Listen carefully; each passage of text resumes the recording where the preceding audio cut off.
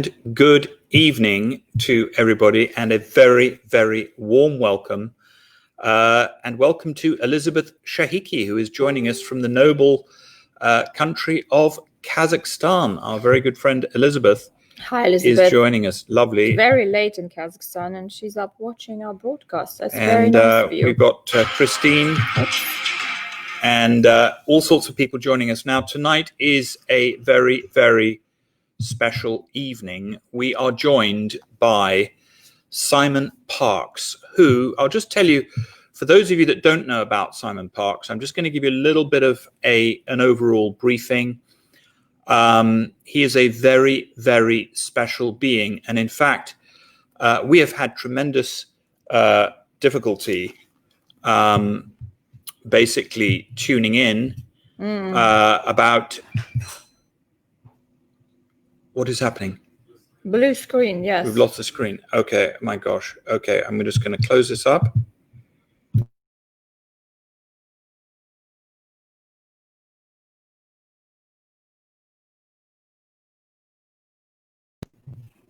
How is that? Can that be seen now? Let us just see this. Can everybody see that now? Can you see us now? Is there a picture now? No, still no picture, but sometimes there's a delay, so... Still no picture. No, they still can't see us. Blue screen. Okay, so this is really very, very annoying. But we are going to push forward with this interview, and if you can hear me, we are going to push forward. Can you see if you can do something? Let me see if we can get Simon onto the screen. Simon, can you see Simon on the screen now? We're just going to check and see, and you can see us just in the right-hand corner of Simon there.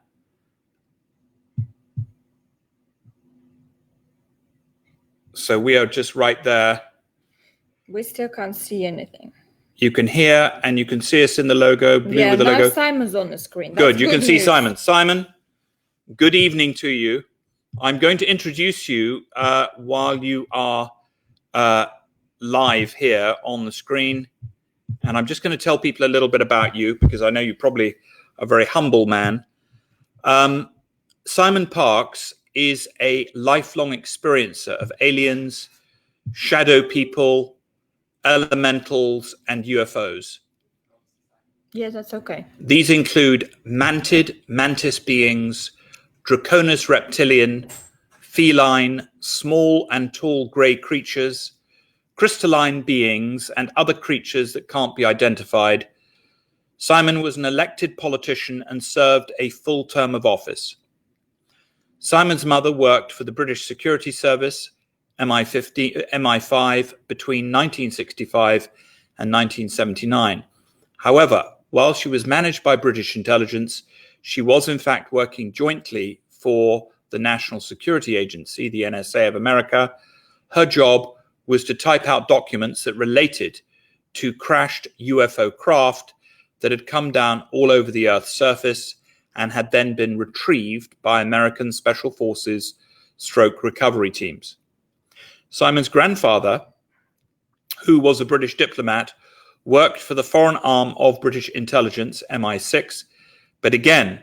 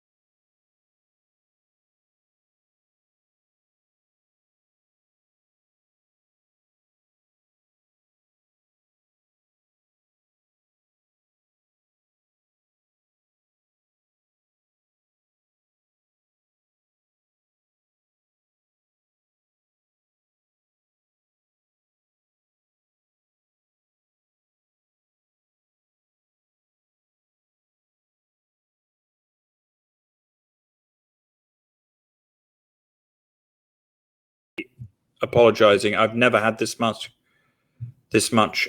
difficulty. Hang on one second. Here we go. Simon, you have to come here, and we have to do it live from here. You have That's to come what and we'll stay. do. We'll have to come. You have to come and That's stay. actually just what I've said to my wife, that we will drive down to you if we can't do this, and then we will do it live in your castle. That's what we'll do. How is that coming up? Is that coming up? See. We can. What can people see now? I don't know. Okay, so who can see what now? No here we go. Oh, here yes, we go. We're all back. We're all back. How is Simon? Simon is shut out. No, Simon's No, Simon is here. But there's something in the middle. Good. I'll hide this in the middle. Good. So now we are both back. Okay. Sound check. Seriously, that's good. Okay, so I'm going to continue doing my introduction. Simon's grandfather, who was a British diplomat, worked for the foreign arm of British intelligence MI6. But again, in his case, he was clearly associated with the Central Intelligence Agency, the CIA of America. During this time, he was awarded the Order of the British Empire Medal, as well as the Commander of the British Empire CBE Medal. However, he turned down a knighthood from the Queen. Simon's grandfather was also a prominent Freemason, and it was Britain's appointed diplomat to the United Nations in the late 1950s and the early 1960s. Simon went public with his story in 2010, and since then has toured the UK speaking at conferences. Initially attacked by the establishment media in a concerted effort to discredit him, however, an event in 2013 was to be a game changer, when Simon was invited by the Ministry of Defence, the MOD, to join a small party being given a tour of a secret space radar base in the UK. This totally confounded the established media and has led to a far more serious appraisal of Simon's story by them. Simon has assisted a growing number of people who have come forward from Illuminati families, bloodlines, where they have suffered torture and trauma, many from MyLab situations, which I'm not sure what that is. But military abductions. Oh, abductions. Well, there we go. Alien abductions. Simon is able to reintegrate any alternate personalities that the individual may have, remove any jinn or demonic possession, and deactivate any suicide programs placed in the person. Now, Simon, welcome to Camelot. Hi, Simon. You've been very, very patient. You've been very, very patient. And toes crossed. Let's hope that this can hold. I have to say that I've done lots of interviews, don't normally have this level of interference. So I can only conclude that this is a pivotal interview and somebody or something doesn't really want it to go ahead. Good. I agree. I don't disagree. Now, what I am going to say is a brief caveat. You know, King Arthur said the table was round for a reason. And what we like to do here at Camelot Castle is give everybody an opportunity to communicate their truth. And what Simon has to say tonight will be very illuminating for some people, I'm sure. This is what we call a buyer beware program. If you believe what you're going to hear tonight, that is entirely up to you. It is up to you to take it or not take it. We are not vouching for the truth or the untruth of anything that you hear tonight.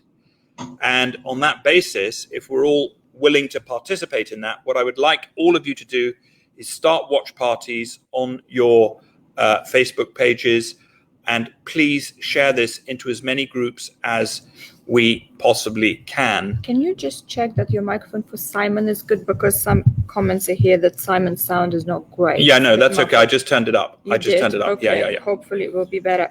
And so many people here on the feed have been waiting for this interview. They most certainly have. Now, Simon, not all of our viewers are familiar with your subject.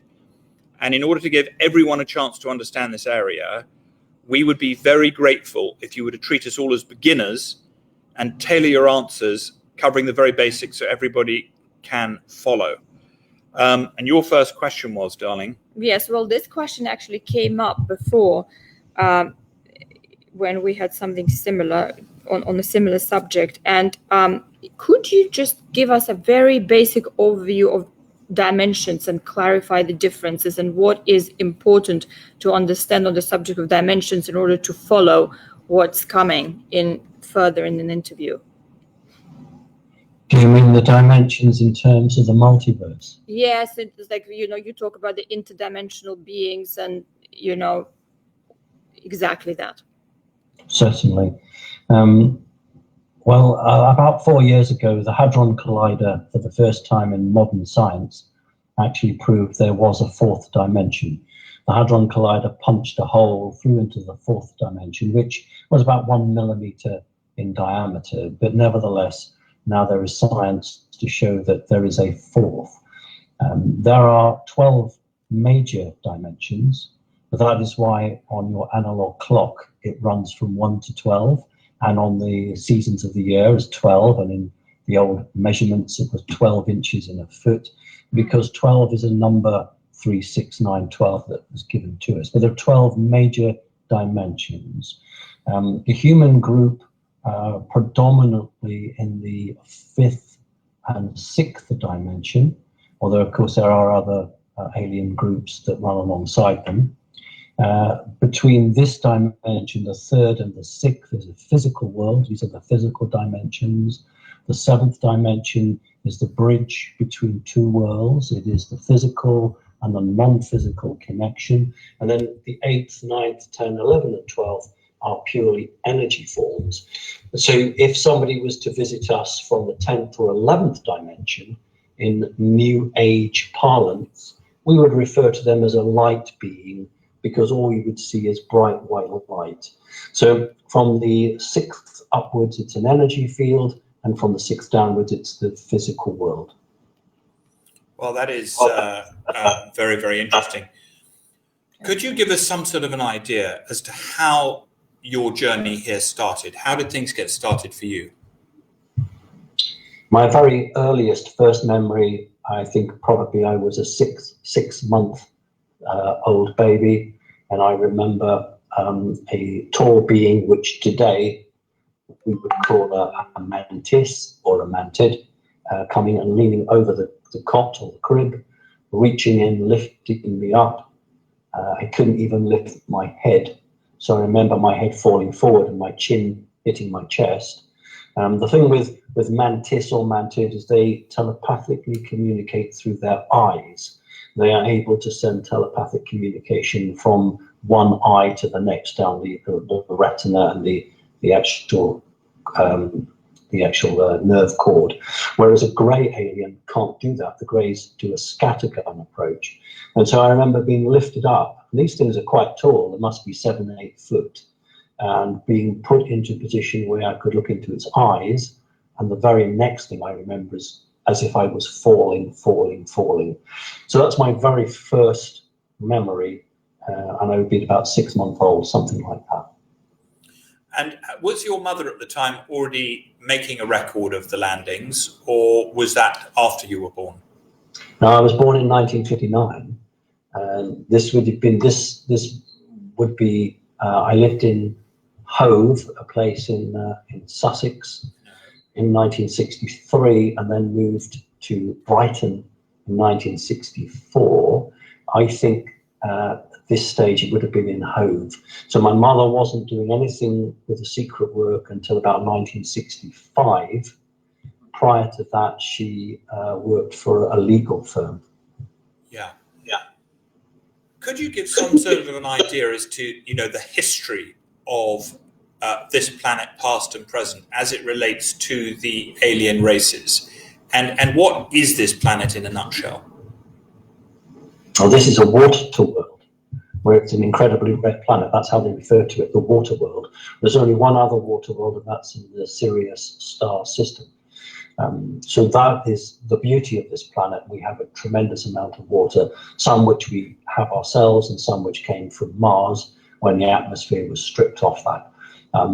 In terms of the way that we're looked on, unfortunately, it's not a zoo, it's more of a prison. Humanity, as we understand it, started approximately 250,000 years ago in terms of the ability to think in the same way that we can. Before that, humanity was very limited in its outlook. So we have just enough DNA strands to be able to think and to work, but we do not have enough DNA strands to be able to outthink the prison guards.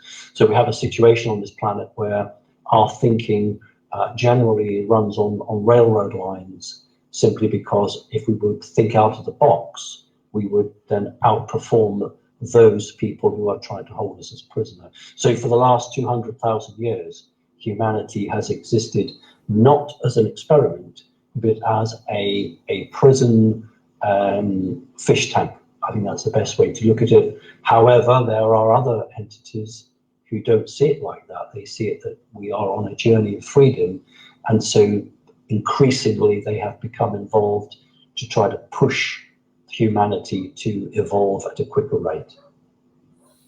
That's very interesting. And what are the main races that play important roles on this planet, and what are their levels of involvement? Is it something that just happens very rarely, or are they active on a daily basis?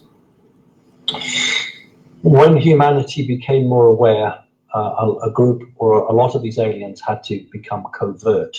When humanity was very primitive in its understandings of laws and rituals, and these beings could move, I can't say freely amongst us, but they would certainly be seen as the gods, and they would be worshipped and revered.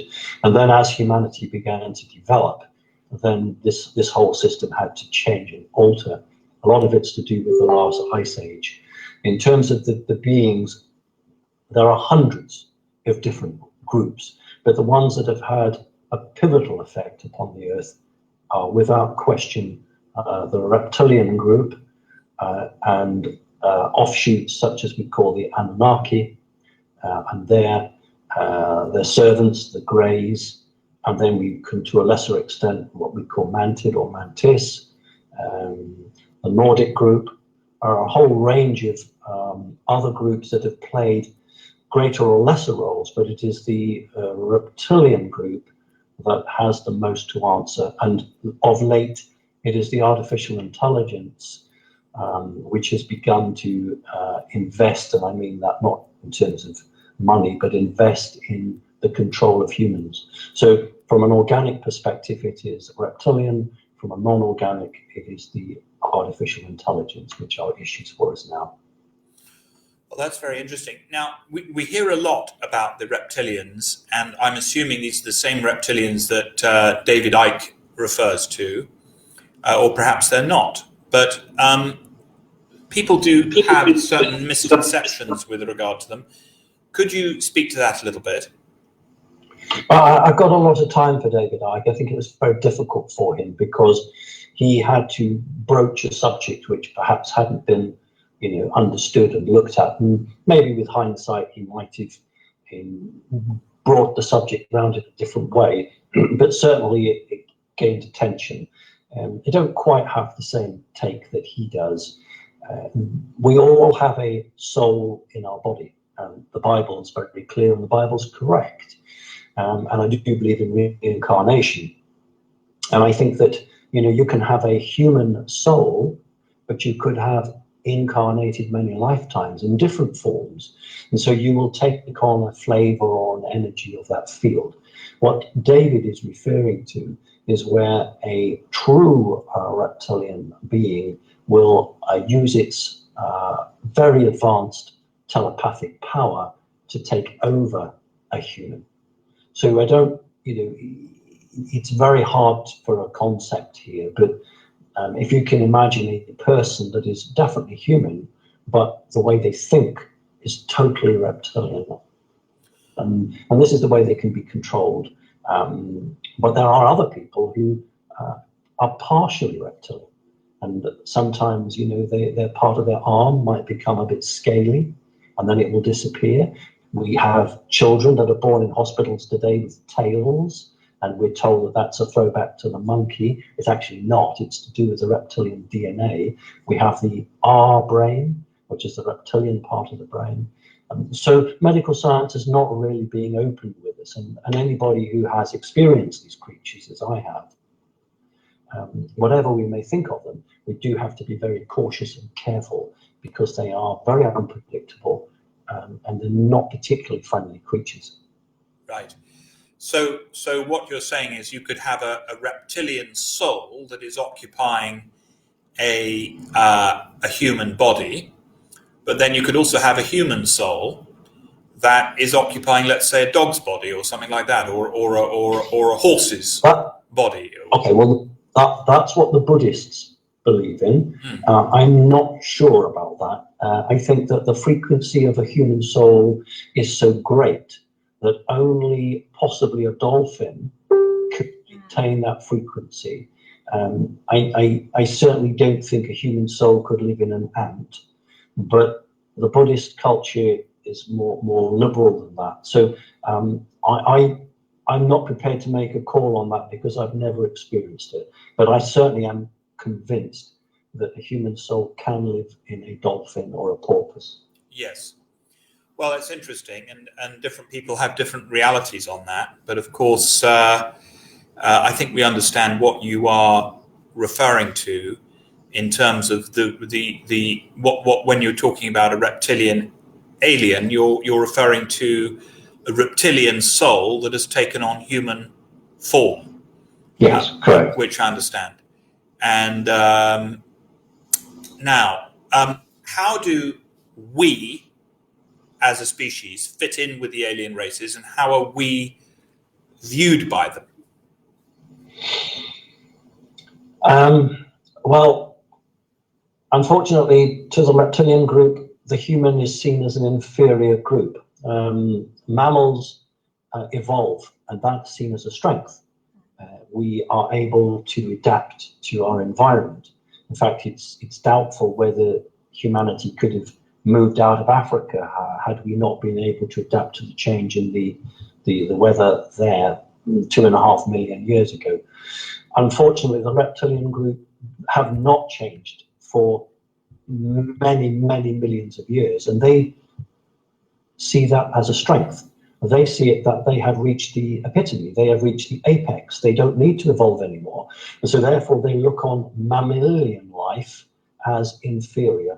And that's a problem because they therefore don't treat humans with much respect.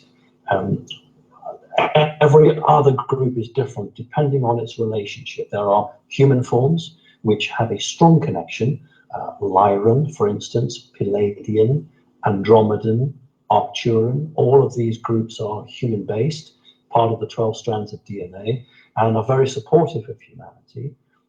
But because they're good, they don't believe that they can artificially interfere. Unfortunately, the bad guys who come from the lower fourth dimension do not hold to any rules and regulations, and so they will do things without an individual's permission. And that's caused the good people, the good guys, to become more in your face. So we've seen more battles in space, we've seen more battles on the Earth, as the good side is beginning to make its presence known. So the reptilian group now is quite bottled up. There is an embargo over the planet, and there are some positive changes going on. Now, we're going to come back to the current situation in a moment, but you yourself have had personal encounters with various different alien species. And could you just, for those of you that are not familiar with your experience there, could you just give an example of some of these and also, so basically, what were these experiences and how aware are you when you are talking to them? Is this a totally clear experience? And sort of what form do these beings appear in? Do they appear in actual physical form, or is it more of an experience in a dream or as a telepathic relationship? Okay. It's not in the dream state. It will be during the daytime. And I always laugh when I read ufology books with talk about the abductions take place at nighttime. No, they don't. They can take place during the daytime because these beings have the ability to freeze time. Time doesn't actually stop.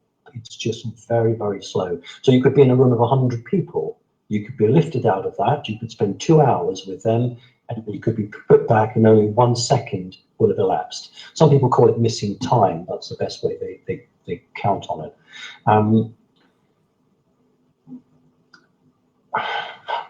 I think there are some of my experiences which have been pivotal in my own development, and one that people who have listened to me will be familiar with, but if you're not, I'll go. In 1971, I had an experience where I was taken for about 2:30 in the afternoon. A group of us, I was young, kids from the local place, we were all playing in the park, and we all saw what we thought was an object in the sky.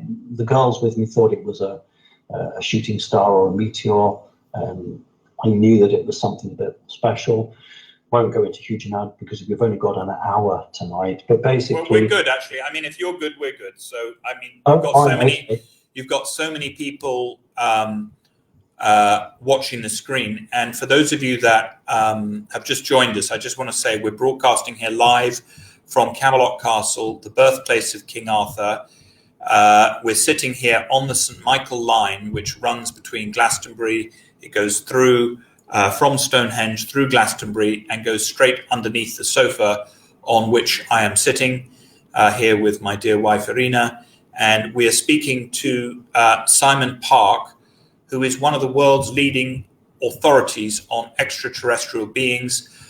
What you're about to hear, you will not hear anywhere else. And I would ask you to share this broadcast and get this to all well-meaning people. You are with friends, Simon, and please do be open. You know, we want to hear your truth. Thank you. Thank you. I was offered at about the age of 7 or 8 to choose which group would, I use the word loosely, manage me. I had the choice between a Draconis reptilian group managing me or a mantid group managing me. And I chose the mantid or the mantis group because I did not have a good feeling about the reptilian group. And both groups would fight over me, trying to win my choice. The reptilians are very much into swords, very, very much, and they will teach their proteges how to use the sword, how to wield a sword. It's very important to them. The mantis don't do that. And I remember 1971 being on what I always called the school in the air, but Mary Rodwell, an Australian expert who works with children who've been abducted, said to me, oh, well, we call it the school in space. And I remember being taken into what is obviously a spacecraft, which was laid out as a school, and all just girls sitting at tables, all with a round disc around their neck on a rope. And this disc was called a PED, a personal educating device. Today we would know it as a tablet, but I'm talking 1971. And as each of these children developed psychically or the ability, they would move over time up the tables. And what we would call a prefect, a girl came up to me and said, you're not staying here, you're going up, and he is coming to collect you, but I have to wait with you. And so I asked this prefect, I go, why do the kids have these things around their neck? And she replied, because they're children. I mean, she was a child, but she said because they're children and they will lose them. Very interesting, that. So this mantid creature came up to me and made me an offer. And the offer was along the lines of, would you like to be like us, to have power and knowledge, to see the future and know the past? And I said, yes. And this is all telepathically done. There was no vocal cords, nothing said. And when I said yes to this offer, then his hand, because his hand had been on my shoulders, his hand came down, took my hand, and said, then come with me. I then think it was probably 2 days because I had to sleep, and I had the most incredible experiences, which we won't have time for, but most incredible experiences. and then being put back in my body. Now, my body remained in the play area. My physical body was standing still, and I remember the experience of going backwards, flying out of this craft, and then being reabsorbed back into my body. And it's not, for me, it wasn't instantaneous. It was a slow process. I felt nauseous and sick, and I couldn't move my arms. So that was important, because what had been shared with me as to who I was, what my role was, and some of the past, my own past lives, and that was quite surprising and exciting for me as well. Well, it's always exciting to know what is what and who is who, and that always in the first instance applies to oneself. Now, at the moment in the world, we are experiencing change.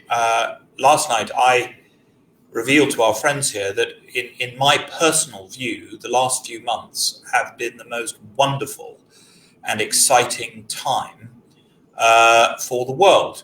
And everything that's occurred, in our view, has been really, really special and a very, very positive period for life, principally because we are discovering what is what, and we're learning who is who. And we've found out a lot about ourselves, and we've also found a lot about other people, and we've seen the different ways that people respond to the various different phenomena that we are witnessing. Could you, from your perspective, orient us on what it is that you feel that we are witnessing? The New Age always talks about learning. I don't. I talk about being given the opportunity to experience. So in other words, what's been happening is that the human race has had a whole range of experiences which it will either learn from or not, depending. What is playing out is nothing short of the birth pangs of human consciousness breaking free from a very malevolent energy field that we've had before Babylonian times, and every man and woman is making a choice as to which side of the railroad lines they really are, and we may get a critical mass figure. If we get a critical mass figure, humanity will go to the next stage.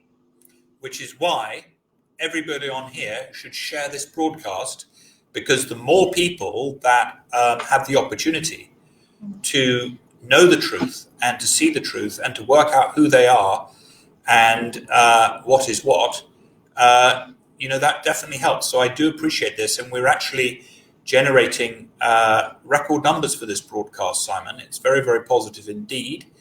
And I would ask everybody here to share this. I wouldn't be surprised if by the end of this evening, over 500,000 people had seen this broadcast. Now, there are a couple of subjects that are being talked about within various different sections of the internet. And in fact, on Turkish television the other day, there was a report on the use of adrenochrome as a drug and the harvesting of adrenochrome. And I don't know if this is a subject that you know anything about, but I wondered if there is any alien involvement in that subject at all, or if that is something that you've done any research into. For thousands of years, excuse me, malevolent entities have sought to drain the human essence, whether that is willpower, the electrical energy, consciousness, or whether it's physical fluids. That has been an ongoing situation. That technology has been traded with certain individuals who then either use it for themselves or their own half human, half something else, or they trade it. People aren't so much interested in gold and silver in other dimensions, but genetics. It is genetics that is incredibly important. So what we see coming through into the civilian sector of medicine are things that they're as old as the hills, they're as old as your hat, but they are now making their way into the consciousness of humanity. So there are a number of people, I call them people, they cannot live without a certain type of mixture, they cannot live without a certain type of drug. And so, we are seeing this becoming more obvious, just as something 20 years ago would be incredibly well hidden from us. Now it's not, because human consciousness is beginning to outperform and outstrip the ability of the gods, shall we call them that, to hide it from us. I think that's a very good analogy. Of course, many, many decades ago, the British aristocracy used to use opium, and it was a very exclusive club that would use opium, or laudanum as they called it in those days. And today, of course, heroin use, which is an opium derivative, is very much a mass market proposition. And I think that is, if you'd gone into, let's say, the mass market and told people about broad-scale opium use 150 years ago, nobody would have believed you. But of course, today, people are starting to wake up on those subjects. So that's our understanding of it as well, is it's essentially a way of trading in the life force of benign beings. And that particular drug, somehow, I'm not that familiar with the technology because it's not something that I've ever been anywhere near. But as I understand it, it's a mechanism for lifting the, let's say I would call it the theta, or the life energy, or the elan vital, some people call it, from a benign person, and then trading that with perhaps a less benign entity. Is that more or less a correct concept, or do you have a different concept? Well, very, very much so. I mean, just out of interest, or just for the record, of course, it was the East India Company that started to work with poppies and the industry there. I about 10 years ago, I think I shocked the industry, if you like, by talking about hybridization or experimentation, and how the domestic cat, our ordinary domestic cat, contained a reptilian material. You see, if you're going to experiment on a human, the very first thing you do is experiment on other mammalian creatures. And I talked about how a cat will play with a mouse. It doesn't kill it, it tortures it. And when a mouse or a mammal is tortured, it releases some very interesting chemicals. And the reptilian creatures become addicted to that. And that's why children and babies are tortured by this certain group, because they release a drug to these creatures. And you will find that that is more marketable than gold or silver. But there are a whole range of materials. There are some now that keep other beings alive, keep them young. It's not just about a craving for something, it's a dependency upon it.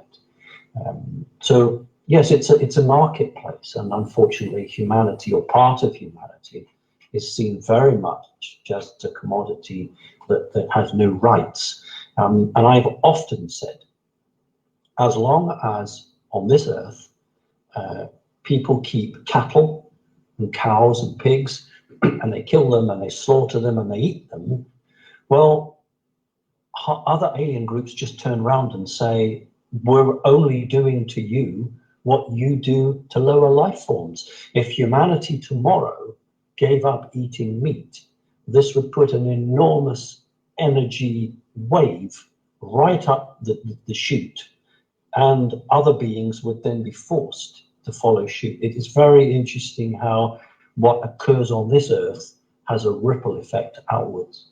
That's very interesting. That is very interesting. So If it's not a rude question, are you yourself a vegetarian? I'm not. I certainly tried, and it's something that was going to take me a long time to whittle down and reduce. I look back on my past lifetimes and my connection, and I went public with this 10 years ago. I said that I have a strong connection to a reptilian group, and when I am able to overcome that need, then I will certainly give up eating meat. But it's certainly within 12 months now. Within 12 months, I will have given it up. It's very commendable. Well, it has to be done. But although perhaps a lot of people would not agree with me, if you have a connection with something like what we're talking about, then you are having to overcome generational programming, and only when you reach the level of perhaps enlightenment can you do it. Well, I'm not enlightened yet. I haven't reached that high pinnacle, but at the moment that occurs, then I will be able to put to bed this dependency on meat. I personally find I can give up meat quite easily until I reach a McDonald's. And the McDonald's programming is I get into dreadful trouble with Arena, of course, because I just sort of make a beeline for a Big Mac, and I find that they have very effective programming, which of course they do, and one feels dreadful after you've eaten one, but it is what it is. But I do agree with you completely, and I would love to, as you say, move into that ability. It's a great ability not to be able to engage in that death cycle. Now, can we talk a little bit more about the harvesting of life force, Simon? And you mentioned a specific group of people. How prevalent is it in, there is this idea that the elites engage in it, and that's what they trade, and that's basically, it's almost like that's how you're accepted into certain circles. What is your understanding of that, and how common is this? This is more to do with blackmail, and it's also, we should not look on it as a religion. We should look on it as a club, an elite club. So if you are invited into an elite club, which has satanic or Luciferian connections, then there will be rituals and ceremonies that go with that. Part of that is to blackmail you, but the majority of it is to bind you to this and to connect you. For instance, in 2012, I was approached by a young woman from another country whose father had sold her and her brother, when they were 6-month-old babies, to an elite organization for $1 million. Now, that was quite a lot back in 1989. When he realized what was being done to his children, he bought them back, which you can do. But he was a governor of a city, and he lost that. He was the owner of a football club, not a British soccer club, a football club. He lost that. But he was allowed to keep his business because he was very useful to the elite. And what had happened, and I think it's possibly interesting for your audience, in patriarchal secret societies, the children, the males, will always inherit. But because of the torture that had been done to this boy, he was no longer capable of holding a job. So his sister, this young woman, who was 23 when she came to me, she had been tortured, but not to the extent he had. But she had 6 sub-personalities. She had a suicide program. She had a reptilian, supposedly a bodyguard, but he was something else. It took me 6 months to reintegrate her personalities, to deactivate the suicide program, Now, she came to me with an IQ of 162, which is bordering genius level, and she left me with an IQ of 184. She now works for one of the Rothschilds. And then people say to me, well, why have you helped this person? She's now working with the Rothschilds. And I say, when that child was 6 months old, she didn't ask to be tortured. She had no life at all. I've given her a life. What she chooses to do with it is entirely up to her.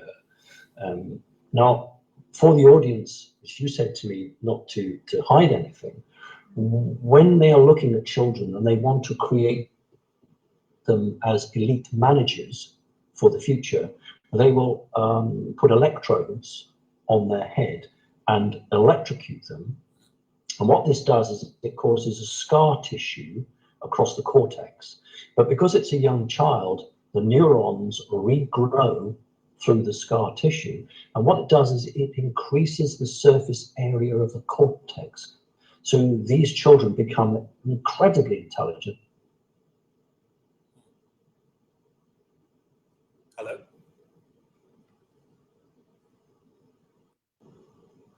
We've just had a loss on the connection. Let's try to get it back. We're just going to try and get it back. Sorry about this.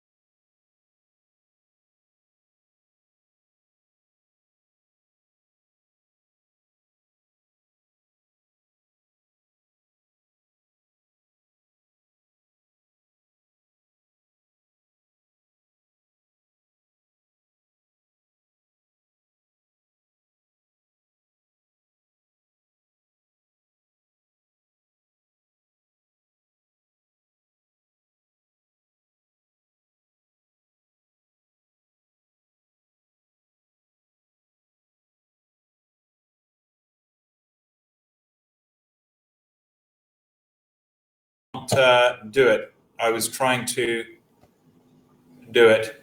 Let me just... Simon, can you hear us? Yes, I can hear you and I can see you. Okay, good. Sorry about this. Both the Skype crashed and the other, and the Be Live system completely crashed at the same time. I don't know why. Well, I think we might consider looking at some point coming down to you and doing. Yeah, I think it'd be better, to be honest with you, because I am getting a completely new system in here. Hang on.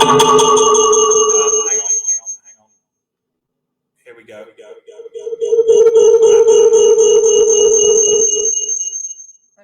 you going out on the same link, John? Yeah, I'm going out on the same link.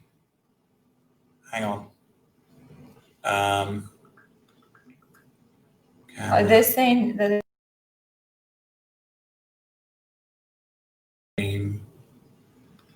There we go. We got Simon.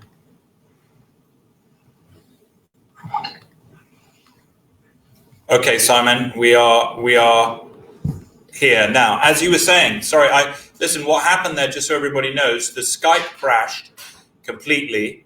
The Skype crashed, and the other one. The other thing crashed as well. So the Be Live crashed. So that's what happened. So just carry on. We're from where we were. I don't know where people heard up to. They asked you, why would you help those children if she's working for Rothschilds now? Right. And I said that because when that child was young, he or she never chose to be tortured. And that is why I do it. And what that person does with their life is their choice. I just see myself as the person that goes in and puts it right. There was an attempt on my life and this young woman, but we were very well protected, and the car was completely written off. We were rammed into.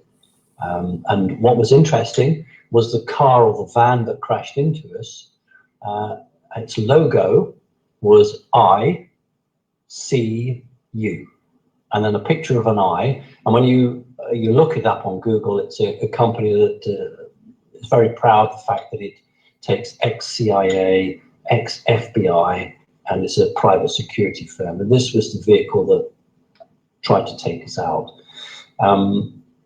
So we're no shortage of excitement. And what it turned out was it was a rogue operation. In fact, that hit hadn't come down from the very top.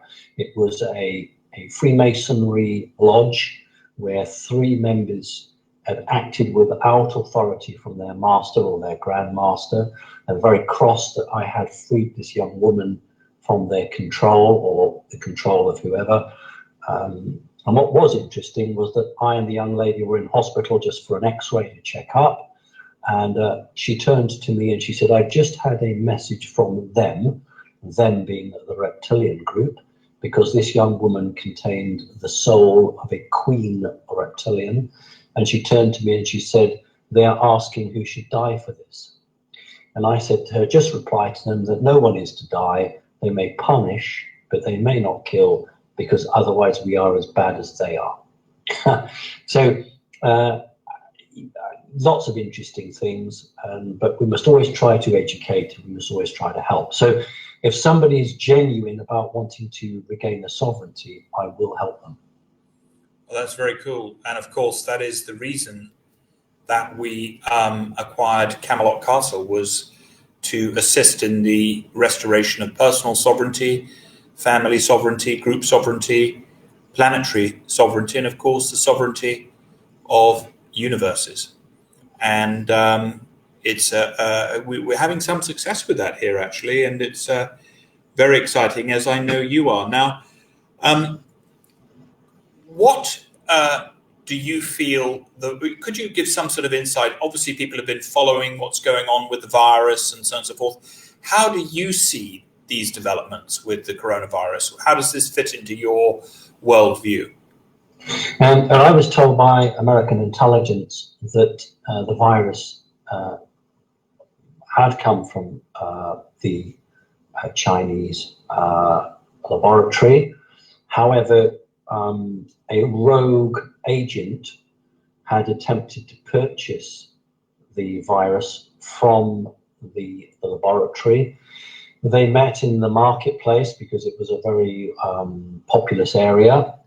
Either a deal couldn't be struck. My understanding was that a deal couldn't be struck. The agent then shot the individual, and with the intention of taking the vial. It was a 3-inch vial containing this. But as the shot lab worker fell into stone floor, the vial smashed. So the Chinese are accurate when they say that it was first found in the marketplace, but they were very, very cagey about the fact that they'd been working on it. So it was a very real virus. The whole point about this was to take the virus and release it in America. The whole point was to destroy the re-election of Donald Trump, to destroy the American economy. But because it happened in China, it gave the administration in the US precious weeks to try and work out and see how they were going to do with it. The virus is mutating every 2 weeks. It is pre-programmed to do certain things. There will be a second wave. That's being prepared for. However, it will disappear as quickly as it arrived. And the problem is that those people who see this virus as an opportunity to put fear into humanity are playing it up, want to destroy economies by locking them down, destroying businesses, whether they're family businesses or small companies, they're not interested. And so what we've got is a real divide between people who are being sensible about the virus, but not overreacting, to a group of people who frankly want us to go back to the Stone Age. I completely agree with you. I mean, the good news, of course, Cornwall is reopened. Camelot Castle is reopened. And in fact, today we had our third highest bookings day in history at Camelot Castle. Which is very, very good indeed. And of course, we've been receiving here a number of fans from Camelot Castle TV network. And of course, 2 young ladies came in to see us the other day for some tea and a bit of crumpet. And because we do serve crumpets here. And they ended up on the broadcast, which was very, very fun. And we discussed how they'd gotten to hear about us and everything. And of course, so Camelot has experienced somewhat of an expansion. Of course, we have suffered along with everybody, but I do believe that you are correct. And of course, the president said at the very beginning, and it's interesting to hear you echo that, is that the virus will disappear one day quite magically as fast as it came. And this is very interesting. So what is your take from your worldview on President Trump? I mean, most of the people on here support President Trump. As a family, we have supported him since about 15 minutes after he came down the escalator. And I find him to be a very practical, a very divine soul. But I'm willing to hear a differing opinion, of course. Well, what is your opinion on the matter? Simon's opinion, I just listened to your broadcast from 4th of July, and Simon's opinion is very much similar to yours, John. You'll be glad to know. Oh, good. But do tell Simon. So, Simon, what is your view of the president, and what do you feel? I divide humanity into 2 groups, what I call Earth humans and higher humans. Earth humans are humans at the moment of their creation by the divine God, choose to come here, as opposed to higher humans who decide to go somewhere else and then only come here at a later date. Therefore, they arrive here with a blueprint of knowledge. The President Trump's soul is a mixture of Palladian and Andromedan. So what you've got is a warrior with the Andromedan, but with the thinker, which is the Palladian. So what we've got in President Trump is a mixture of a thinker and a fighter. President Trump was approached by the United States military, who after 9/11 saw the way it was going. And the military for the last few years have been trying to remove certain elements out of their organization. And had they not found President Trump, then there would have been about 1 million United States soldiers on the streets to defend the Constitution. The military decided that it was much better to put up a politician and to work it through that. So we have a man in President Trump who is just against the satanic Luciferian elements. Look, I've said this before on my radio show that President Trump is not everyone's cup of tea. And in America, you do financial deals that we didn't advertise in Britain. But that's just the way it is in America. And whatever President Trump is, I'll tell you what he's not. He's not a pedophile. President Trump has never abused a child or a baby. And so that's why the man gets my vote, because it means that he is not controllable. He's not blackmailable. Unfortunately, you can't be a president unless you've got a huge amount of money. That's just the way it works. But here we have a man in the President of the United States who is not controlled like every other president except John F. Kennedy. So that is why President Trump is very important, because without it, you've got civil war in America. 100%. I completely concur. I completely agree. He is unowned. He is not controlled by any forces other than he has a deep respect for God, the Almighty, however one wants to describe the benign creator of us all. But then he is not a pedophile, and that's really crucial. He is not a pedophile, and what I have learned, having interacted with a number of principal players within the Washington, D.C. orbit, is that the principal tool for controlling politicians is blackmail material, or as the Russians call it, kompromat, which includes the torture of and satanic rituals relating to children.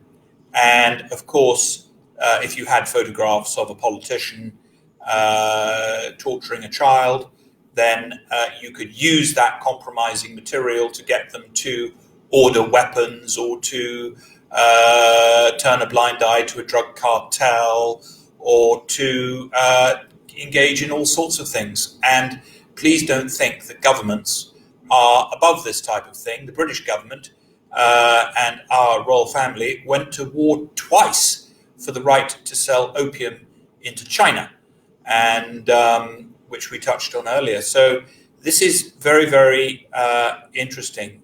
Joe Mink says, Trump is not my friend, he is my brother. Well, I think a lot of people do feel a deep, deep brotherly love for President Trump at the moment.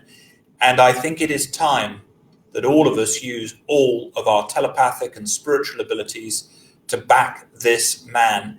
This is a window in eternity. It is the greatest opportunity for bringing order that this planet has had. And it is a tremendous opportunity. I had a phone call 2 weeks ago from a friend of mine who is very well connected in the London underworld. And he said there's going to be a large number of arrests in London. And sure enough, his information was very solid. 700 people have been arrested in England during the lockdown. And he even told me how they were going to do it through the phones had become unsecure. And very well done to our British police for an incredible success there. Now, there is something that I would like to plumb the depths of your mind for. And that is, are alien forces assisting President Trump? And are they assisting President Putin? We favor, of course, Irina's family are very closely engaged in Moscow. We favor the Russian leader. Do you see that there are forces, alien forces, that are helping certain governments? And is it as if there are certain, for instance, the Palladians have teamed up with the Trump campaign? And are there alien alliances that are either knowingly working with politicians, or are there alien alliances that are fighting against them? Are there different teams, if you like, within the verse? Looks like he's got your question. Both President Putin and President Trump cut all communication with the reptilian group, and they opened separate communications. Now, President Putin is in communication with a group we call the Nordic Group, and President Trump is in a connection with exactly his own soul connection, which is Andromeda and the Pleiades. Now, the last few weeks of the Obama administration saw a changeover in power regarding the technology in Antarctica.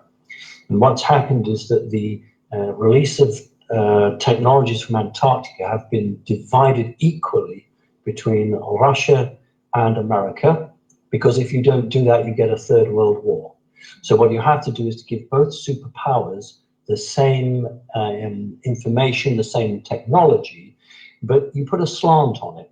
So the Russians have used this technology and they are going down a different route, different way with it, and the Americans have it, they're going a different route. So they are not in competition with each other, but they have the equal. Now, I had a chap who was an oil magnate from Greece who came to visit the house a couple of years back, and he'd had a meeting with Putin, and while he was in London, he came to visit us and spend a couple of hours with us. And he told me what that technology was and how the Russians were using that. And then last year we had an American come over and tell us what the Americans were doing with it.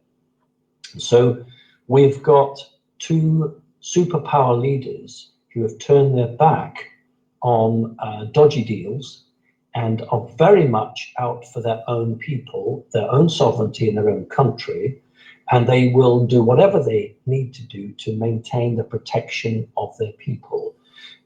You've got fifth dimension supporting President Trump, and you've got fourth dimension, upper fourth dimension with Putin, which means that the technology arriving on Trump's doorstep is slightly more advanced because it's fifth dimensional. But that's why you're seeing things with the Russians with hypersonic engines, because that is a natural development of the fourth dimension, whereas what you've got coming from the fifth dimension is something which is quite excitingly different, but they're not in competition. So the Russians actually are using a lot of this Antarctic technology for medical advancement. I'm hoping in the next 18 months we're going to see a raft of wonderful machines coming out of Russia, which really take medical science forward, whereas the Americans will be doing it differently. So yes, absolutely. That's what's giving them the edge. You see, when back in the bad old days, when Obama was president, a very advanced drone that the Americans were using was forced down into Iran, and in it was a very, very advanced chip. And the Iranians got hold of that chip. This was a semi-alien, semi-human chip, and it cut the lag. The Iranians were then only between 5 and 7 years behind the Americans. So an external force will drop technologies onto different countries to make them catch up to play a game. That's why in the Second World War, the Americans had the bomb, because they took the nuclear reactor that fell in 1941 in the spacecraft and made a bomb out of it. But the Germans took the reactor, cold fusion reactor, from the Black Forest in 1933. And instead of making a nuclear bomb with it, they decided they'd use it as a propulsion system. So different cultures on the planet will see the same piece of technology, but attempt to make something different with it. Well, I think that's so true. And that's what we always say about the knowledge that we are sharing here with people at Camelot Castle. Some people take a piece of knowledge and they use it to do good with it. And some people take a piece of knowledge and they use it to do something different with it that is equally as good or even better. And I suppose a good analogy is a mobile phone. You can use it to call your mother, or you can use it to call your mother and your granny and all of your aunts, and at the same time build a company with it or something. You know, it's how do you view that technology? Or you can use it to sell drugs. Or you could use it to sell drugs. That's exactly what you could do 100%. now. We've got a lot of people on the broadcast. If anybody has any questions here for Simon, please do put them into the screen. I do want to touch on yesterday, Dr. Wakefield, or Simon Wakefield, Andrew Wakefield, released an extraordinary documentary called 1986, The Act, which exposes the corruption within the medical communities in relation to vaccination. And I would ask all of you, if somebody could put up the website in there as part of your homework over the next 48 hours, please watch that film. It is very, very important. We watched it last night. And in fact, we were up till about 2 o'clock in the morning.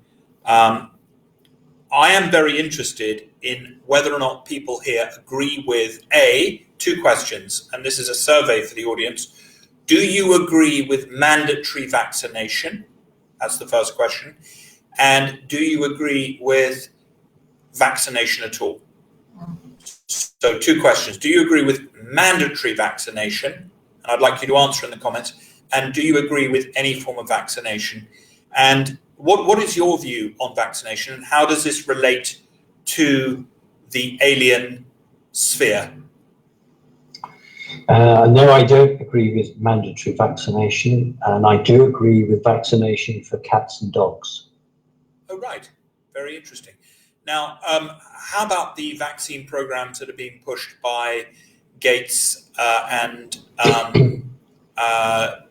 various different companies that are producing these things in England?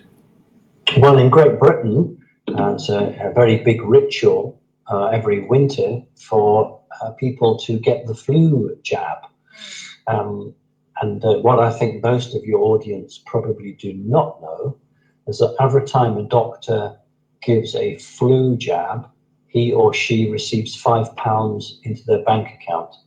So the cartel, the drugs company, pay doctors £5. This is about 4 or 5 years ago, £5 for each shot.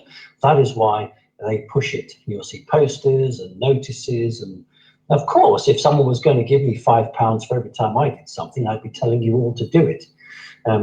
So that's the issue there. I once had a chance to talk to a couple of doctors and nurses some 7 or 8 years ago in a hospital, and found that 3/4 of those medical staff refused to have inoculations because they knew what was in them.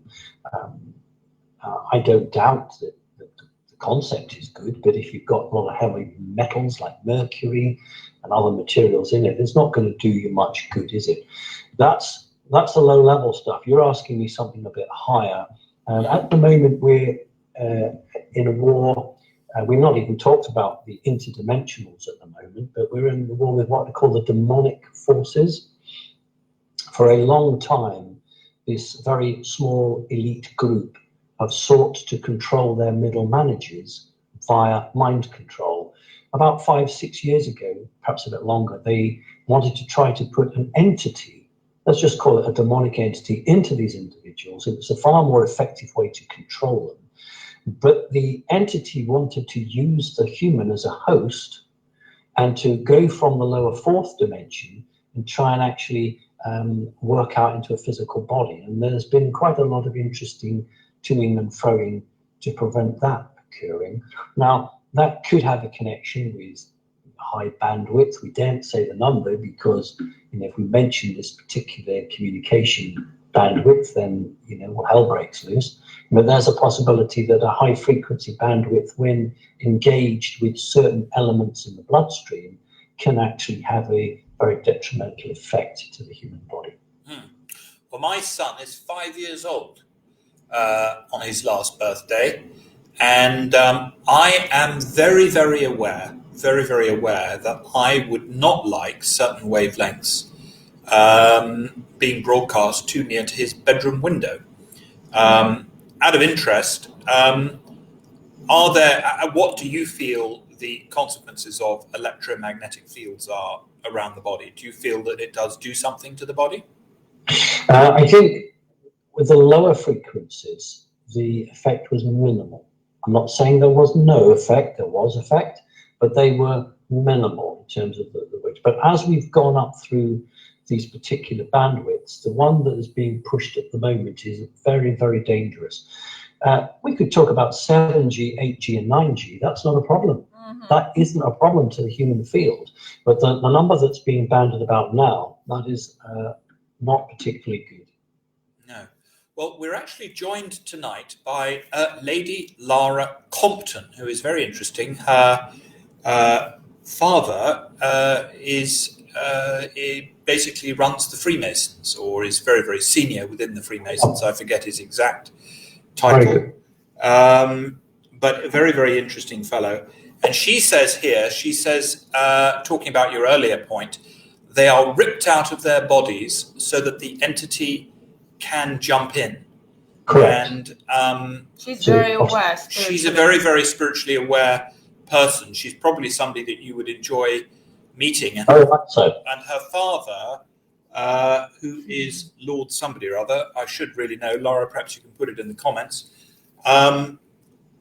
Is actually in charge of the Freemasons, or was the second in command, or some sort of Grand Master.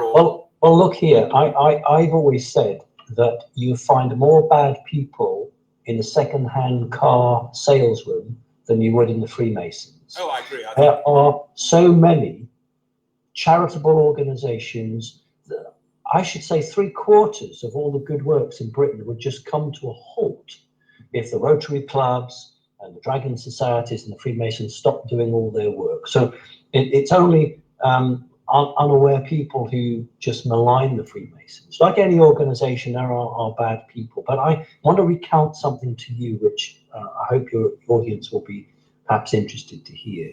I'd done a conference, I think it was about 2015, 2014, and a chappie came over to me and he said, I'd like to buy you lunch. Well, in Great Britain, people don't buy you lunch. So if they buy you lunch, there must be a reason behind it. And he said that his employers had sent him from America. And he said that his exact words to me were, "You've come across my radar because my employers have come to you. And I have come to make you an offer. And I have a question for you. The offer is not dependent on the question or the answer. So if you refuse to give the answer, we will still give you the offer." So that was very good. So I said, "What's the offer?" And he said to me, "My employers, speaking of me, consider you a sacred object." He said, our job is to protect sacred objects. So he said, "I'm going to offer you armored cars, bullet-resistant cars, armed guards, should you need them." And he said, "We have bunkers under Salisbury Plain, which we sell for $1 million if the world ends. And that's already been allocated for you and your loved ones."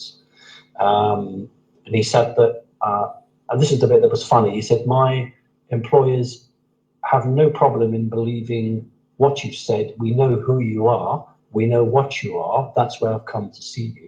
And I'll just tell you what the question was. The question was, he said, when you're on the spacecraft and you see the future, do you see it as a video playing out, or do you see it as individual pictures? And that was the only question that he was asked. Now, this wasn't the Freemason group. It was another group of that who specialize in relics and collecting them and protecting them. So that was great. So I have always been aware that when I buy a second-hand car, because I can never afford a brand new car, but I'm more on my guard when I buy a second-hand car than when I speak to anyone from the Freemasons. And I've been invited 3 times to Freemasonry halls where I've given lectures and talks, and I've always been treated with the greatest respect. Well, the most honest man I ever did business with himself was a Freemason, and of course he was the owner of Camelot Castle Hotel, and we walked in here one afternoon, and after a 15-minute meeting we made our agreement, and he stuck to it, to the spirit of the letter, and beyond that. So I would say that he keeps his word. He kept his word to the letter, and he is the most, I always say, he's the most honest man I've ever done business with. And I've had a wonderful, and of course people don't realize it, because they never brag about it, but they raise more money for charity in this country than the lottery, or Yes. the second only to the lottery. Absolutely. And they do a tremendous amount of work. Now, there was a question last night. I did explain that at Camelot Castle, we have the finest crumpet or crumpets in the world. And there was some question from America as to what a crumpet is. And this is a crumpet. So there you go. That's what they look like. And so if you fancy a piece of crumpet, or if you like a bit of crumpet, Camelot Castle is the place to come. And I'm actually going to look forward to that bit of crumpet after the show. But there was some question about that. So I just thought I'd have my man here bring one for our Americans. But the crumpet is, of course, an English tea cake. That's what it is. But it's going through something of a renaissance here at Camelot Castle, because many places you can turn up for tea, for afternoon tea, and you can say, could I have a bit of crumpet? And you'll get a blank stare these days in England, and people don't really know what they are. But we are bringing them back, and the crumpet here is better than anywhere. Would you agree with that? I agree, yes. Yeah. That's a good crumpet. So that's what they are. Now, sorry to diverse, but I thought we'd have a little bit of an interlude there. Do share this feed. Do share this feed. I want to hear the answer to your question. When you go up into a spacecraft and you see the future, do you see it in individual pictures, or do you see it as a video? As a video. The question, of course, was asking me, am I accessing the Akashic records, or am I accessing my own cellular DNA memory? That's what they were asking. The audience might be interested to know that I've been offered a job in America, which I've accepted. Oh, do tell us about that. That sounds fantastic. Yeah, we're hoping to go either August, September, or October. Not sure quite when, but we've chosen Arizona, Phoenix. Been offered a 5-year contract.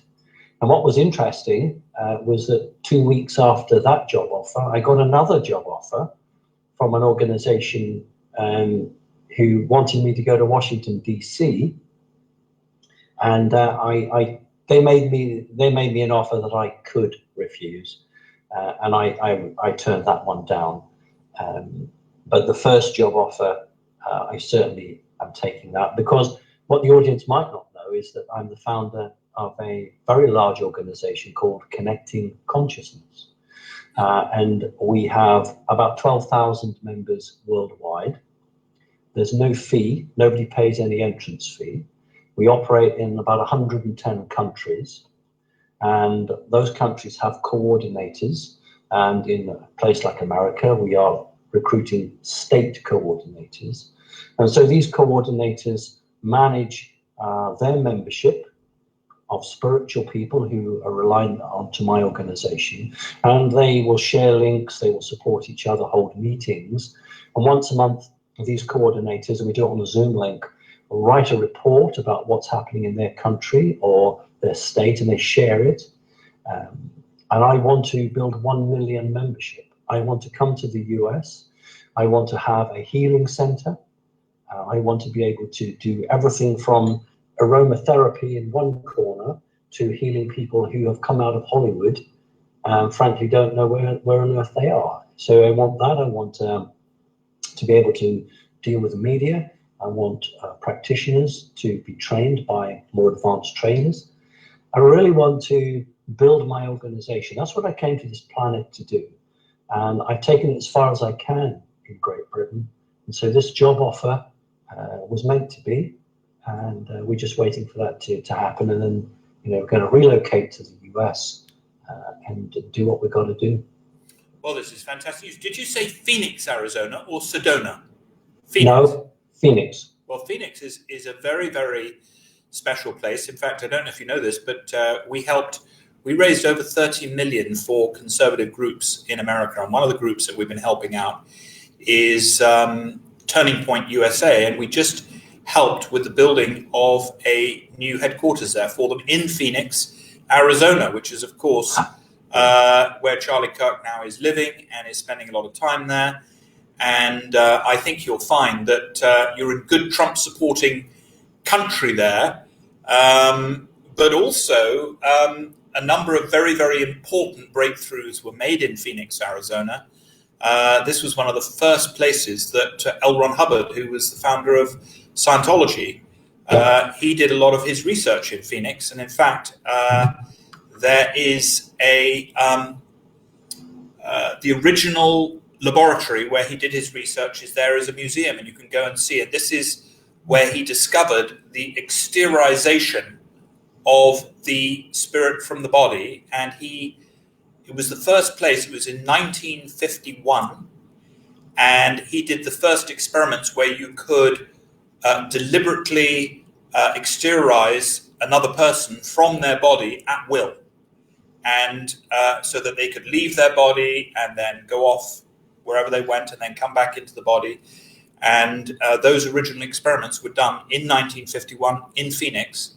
And I was very blessed because I was one of the first people in America or in the world who actually to be shown that research many years ago now, actually in 1990, which has been very useful. But I cannot speak to the positive nature of Phoenix enough. And I think you will be incredibly happy here. Now, if people want to support your work, you know, I am sure that you don't need support, but if people do want to support you, is there a way that they can donate to what you're doing?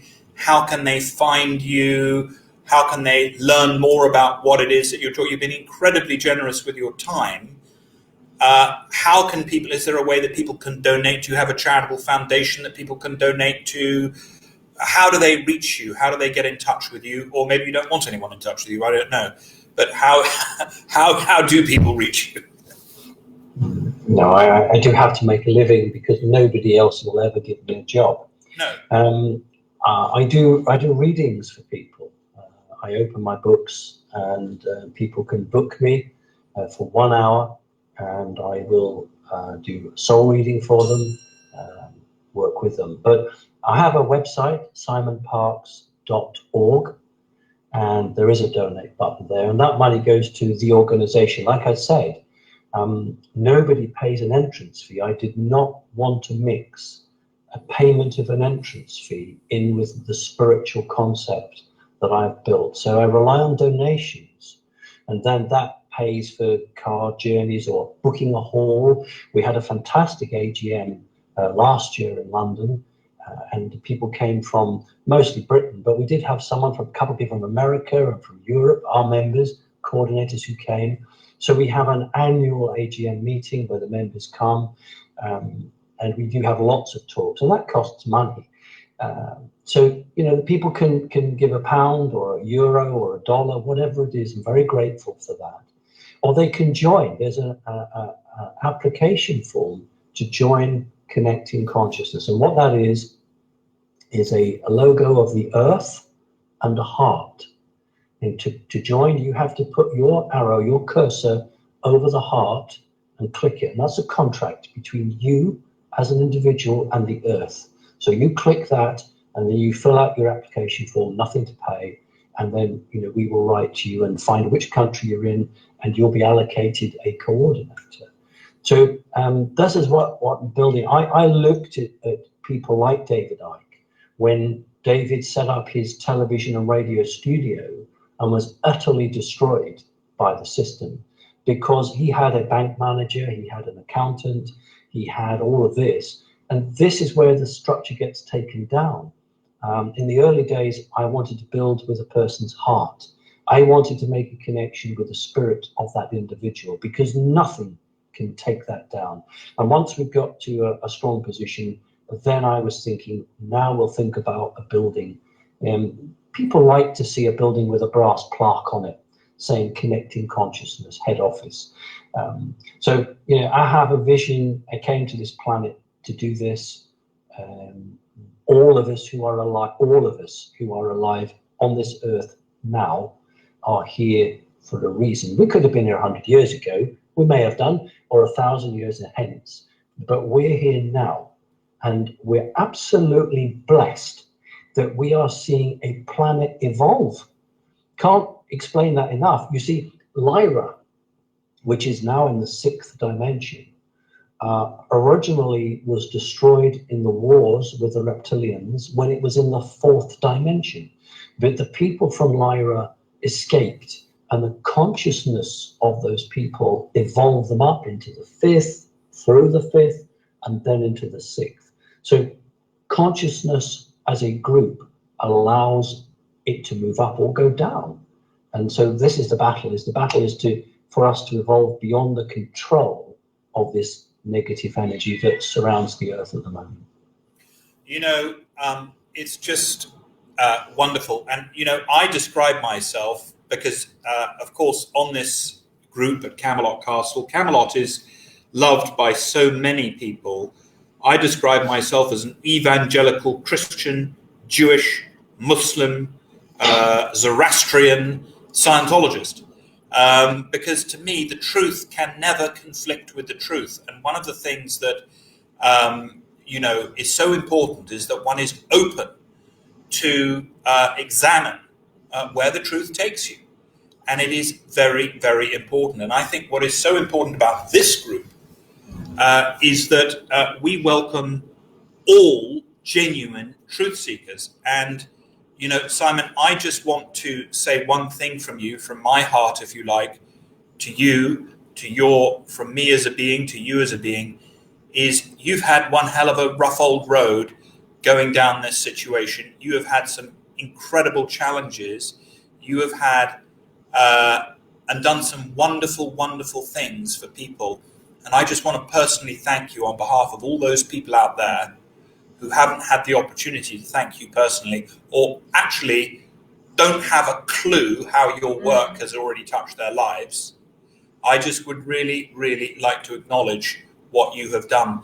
And you've been very humble in asking for help. I would ask anybody who is in a position to help you and who would like to help you to dig deep and to help in whatever way you feel you can and whatever way you want to, because it is so important. You know, the enemy is highly organized and they are very, very effective. And the good guys tend to work alone. They tend to, and this is actually where the founder of Scientology was a genius. He organized the good guys within society to take out some of these very, very destructive elements, which of course he himself came under attack for that. But I just want to acknowledge what you have done. You really have done an incredible, a marvelous, marvelous job.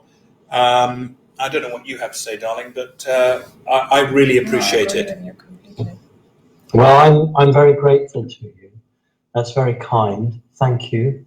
And you know, we all play our part. This is the time where all good people need to work together, because the vision that we share is not the vision of everyone. Imagine a mountain, and there is a small group of us who are at the top of the mountain, and we look over the horizon. And then when we come down the mountain, we meet people that are halfway, and we say, "Did you see that cottage?" Or "Did you see that?" And they say, "No, I haven't seen that." So each person, their perception or their understanding is limited by what they can see. Now, those of us, and there's a lot of us, those of us who've seen quite far, how can you go back into the dark? How can you go backwards? So when I had all these experiences as a young boy, and there are hundreds, and I've drawn them, I've got something like 750 drawings, because these memories would come to me within minutes of them occurring, and I would quickly draw them down. They couldn't just sit in a cupboard, and I had to decide with my life: do I pretend it didn't happen and just have a standard life, or do I go out and say to people, this is the truth? And I think what was interesting for me, I did an interview with, I think it's called Breakfast Today, or the Today program, and that was a 15-minute interview I did. And it was very interesting that I I was asked to do 2 drawings of 2 aliens. So I did a drawing of a reptilian and I did one of a mantis, and I was told we're not allowed to show that one, the reptilian. That's in the, it's going to be a live broadcast. We can't show that one. So they did the mantis, and that shows you how the power of the reptilians is so great that this TV studio were not allowed to even show that up there. And so you can go on YouTube and you can see me there. And there's my drawing of the mantis behind me, and that was interesting because the television interview was okay. It wasn't difficult. It was very firm, but all right. And at the end of it, people came up to me and said, well, you know, we'd like to say a lot more, but we're not allowed to. And I thought that was excellent, because there were people there who are in the system, who are genuinely good people, but hey, they want a pension. They want future careers, and so they play the game. And that was very eye-opening for me. Yeah, well, it is. And I think, you know, I think the point you made there about each of us has our own piece of the jigsaw puzzle, and what we may have seen on our journey. For instance, what we may have seen on our journey to, you know, arrive here in the Infinity Salon at Camelot Castle, and what you may have seen. But actually, I got a picture of or a video, let's say, of you really need a museum to illustrate some of the aspects of your journey. And I think your work is supremely important. And I'm sure that you will find Phoenix to be a very, very welcoming spot, located as it is in the United States. Do you want to talk about the Arthurian? Yeah, I did have one question, actually. Sure. Obviously, we are here at the birthplace of King Arthur. What is the importance of Arthur in relation to all of this? Why is it that the Arthurian myth resonates? Because it's so the connection of Christ.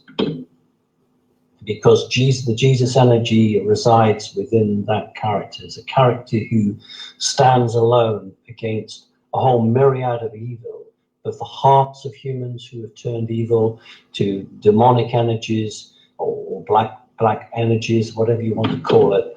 And the truth is the connection between the man and the earth and what he stands for.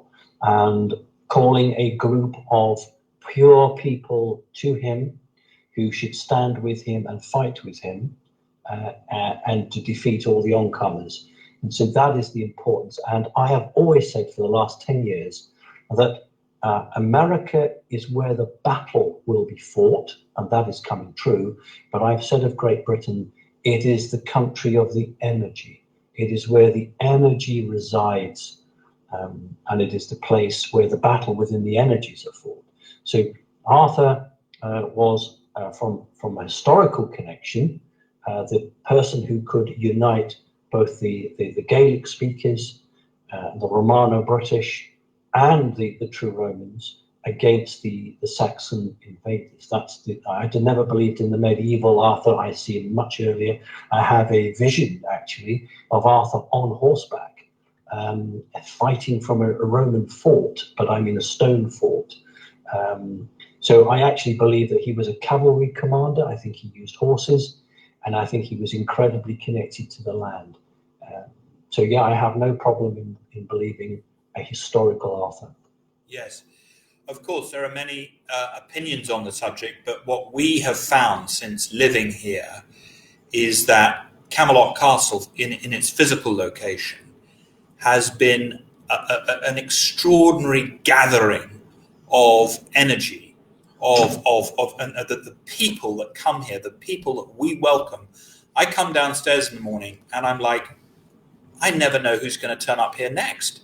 I mean, and every day it is so exciting to see the spirits that are either returning here, having been here before, or are coming here for the first time. And when they tap into this sort of, the only way I can really describe it is a spiritually conscious network, which is something that you've been speaking to and has really been part of your your dream and something that you've been trying to and have in reality created. So Lara Compton actually says, and she's very knowledgeable on this subject, she says, this is the young lady who is her father, she just corrected me actually, she said he didn't used to run he doesn't run the Freemasons, he used to. So there we go. Lara Compton, the energy was first started in Albion through the ley lines. So she is in agreement with that. So it is very interesting. And I think here we have two levels of the game. One is the physical location of Camelot, which obviously Tintagel is stunning.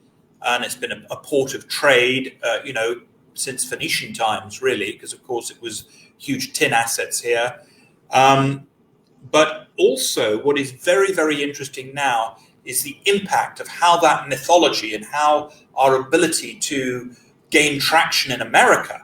I mean, at least 70% of the people on this feed tonight are from, they're international, and a lot of those will be from America. In fact, if everybody could just put in the comments, where is each of you from in America? And when you put your comments up, what we're going to do, my wife and I, and we like to do this, and if everybody could join in, and seeing as we have Simon here, if we could just flow good wishes to the location of where each person is, and the idea that perhaps you might have some good fortune and good luck, an increase in whatever it is that you want to have an increase in, and a decrease in whatever it is you want to have a decrease in. I shouldn't think there's anybody out there that wants a decrease in luck, but we've got people here. Yes, very interesting from Gila Kaufman. Where does Israel fit into all of this? What is Israel's relevance? With some truth, they can call themselves the chosen race. They were a group that accepted non-human intervention without fear. Wow. Most early emerging cultures would run away, but remember that most of the true Israelites were basically from Egypt. Many of the kings of David were in fact pharaohs before that. And I do not accept the timeline given to us by modern historians. I see it as much older. If we accept that Anu is the overall leader, and Enlil and Enki are the two sons, represented by the eagle and the snake. One was a great geneticist, and the other one was more interested in technologies of the space. And then they fought over dominion for control of human groups. And there's no surprise that we can follow these particular groups through the pyramid culture. Pyramid culture is a sacrificial culture. There's no doubt that the same god of Egypt became the god of the Aztecs and the Incas, although there's a great time period. The question is about Israel. Israel has an energy field around. I'm Jewish myself. My father was an Iranian or Persian Jew, although I was born in what was called Rhodesia, Zimbabwe, and I was only a small boy when I was brought to Britain. The Jewish people, the energy and the history behind it is a problem because most world leaders do not know how to relate.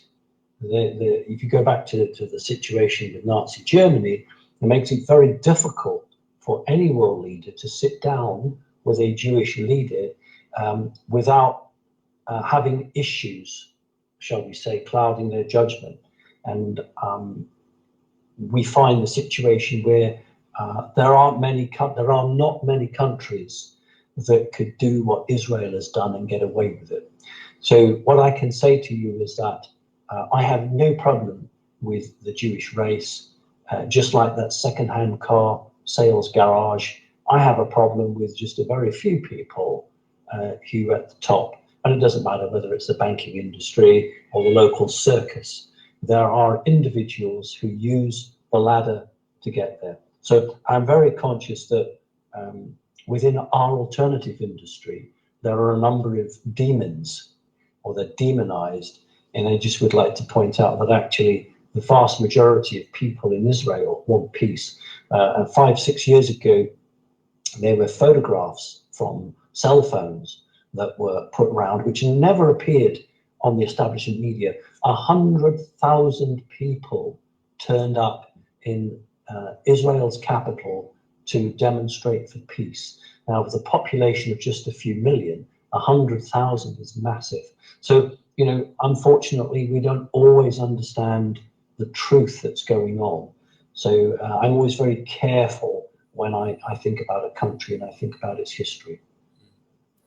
Well, we were very blessed because we spent a few days in the King David Hotel in Jerusalem with Charlie Kirk, who, of course, is a great friend of President Trump. And we have had unique insight into what President Trump can do and will do and is en route to do to help bring about peace in that area. And I think everybody is going to be very happy when peace is finally achieved. And it's one of the main reasons that I think we should all try to work to get the president re-elected.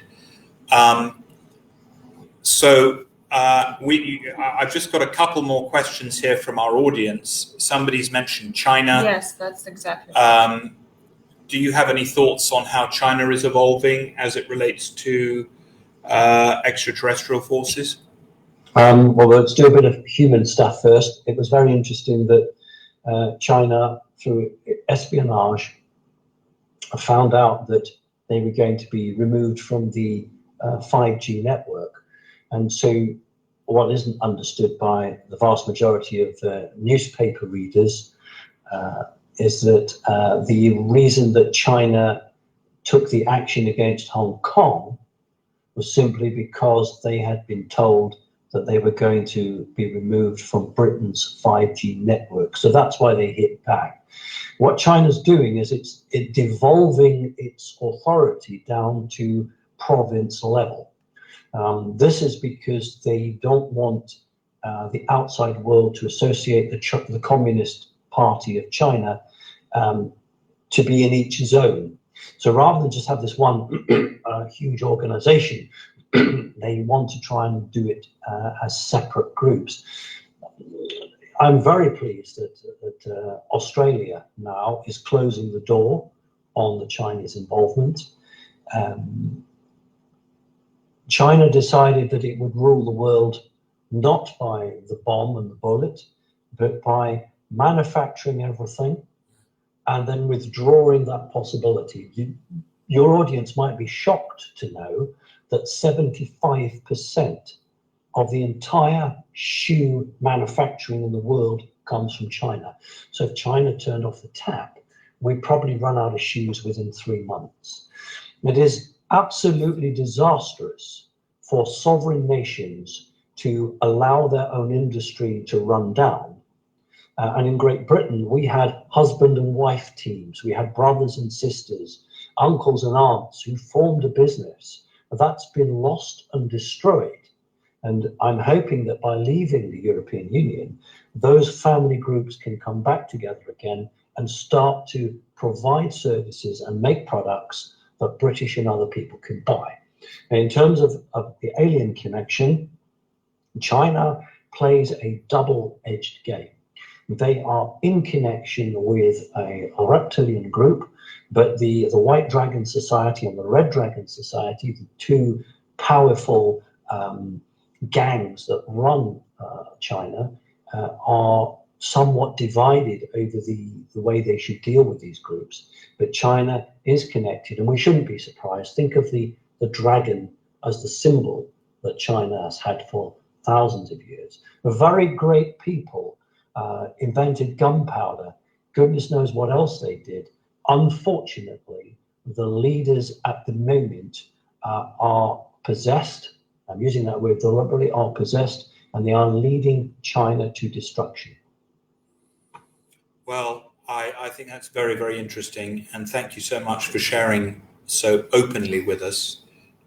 Did you have any further points that you wanted to ask Simon? No, I just wanted to ask one question. I heard you speaking in your interview some years ago about when you were asked if we're getting some help from, enlightened spirits.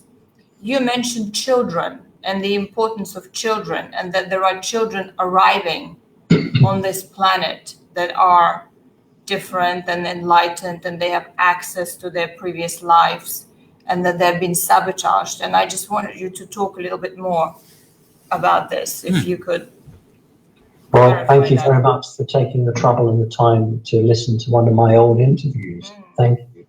75% to 85% of all the star kids or indigo kids or the special kids are not coming from the Pleiades. I'm sorry to break people's hearts, but Palladian people are beautiful. They're wonderful. They come here, they are hammered. Because if you have a pure heart and you come here, you do not contain the key codes to dismantle the fourth dimensional control system. That's why Palladian people come here with visions and ideas and plans and end up being destroyed. Now, the large number of these children that have come here are coming from Sirius, which is the upper fourth dimension. Those children will have brown eyes. And they are coming here, and they contain the key codes, but they contain a strong connection to the earth and to water. And it is these children over the last 50, 60 years that are now making their way through society and are challenging the demonic evil that is around us. Now, if you are an evil controller, you know that through demographics, at some point you're going to be swamped by all of these star kids. And so every live birth is scanned. There are a number of these entities that can scan, and they will detect the soul of these children, and they will then try to interfere or hijack the family to disrupt that child. This is why we get walk-ins. So you might get a baby that's born in the hospital, and it contains a reptilian soul. So the bad guys scan it, and they say, oh, that's fine. That's one of us. And then when that kid is 12 or 15 years of age, that soul departs the body, and a Palladian or a Syrian or what have you soul comes in. It's got through the scanning process, and so that kid is no longer a child, it's a young adult, it can protect itself, and then it has a greater opportunity to bring change to the earth. And that is the battle that's taking place. That's very interesting. Thank you for that answer. Somebody just asked here, how does one find out where oneself is from? Well, there are many ways. You can do some meditation. You can, consult somebody like me. But when I offered the services that I offered, I didn't realize that there was a massive vacuum in the earth. There are lots of fortune tellers, lots of people that can do that, but not many people that can look at the soul living inside a physical organic body and then give a reading from that. And knowledge is power. And often we are on this earth and most is hidden from us. So if we can understand and learn a bit more about who we are, it helps us to understand why we came here, what our mission is. And so, if that person so wishes, they can try and book me. I do open the books, they get booked quite quickly, but they can book an hour slot with me. And I'm very happy to answer any questions on a personal level and do a soul reading. I've always thought, this is half in jest, but it's also half serious, that I should open a dating agency, because I wouldn't ask you, do you enjoy golf? And do you enjoy golf? Or do you enjoy polo? I would say, you're a reptilian soul. Here's a list of all the other reptilian souls, because you will be totally compatible with this person. Or you're a Palladian, it's only going to work with another Palladian. So we'll find you a Palladian. It's a lot like people who go star watching and they go to look for spaceships and they go in groups. If you've got 10 people who contain an Andromedan soul and 5 people who contain a reptilian soul, you can't get those spaceships up. There'll be a fight. So really, if you're doing it, you should put all people together and group it. Now, in connecting consciousness, I don't do that, because I expect all people to be equal. So I've had to step in several times when these groups have tried. We have a program called MeWe Pro. We're very lucky to have that. It's a large platform. It's more secure than Facebook. It was designed by the corporates who were sick of industrial espionage. So all the corporates got together and they worked out a platform that allowed them to have their guys talk to each other without another company hacking in. So obviously the CIA can do what they want, but another company couldn't. So my American coordinator approached their CEO, did him a pitch, and he said, look, send me all the details about you, Connecting Consciousness. He read it and said, I love it. And you know what? He's given it to us free. We have access to this software program, this online program, which is totally free to our members. And it is the most secure network in the civilian sector that is available because of this. And I am so grateful to MeWe Pro and the chief executive, the goodness of his heart, he's allowed that. It would have cost us thousands, we couldn't have done it. And so we have the ability as members to communicate reasonably safely. And you know, that's what we are trying to do. We're trying to build an organization where people can communicate, support each other.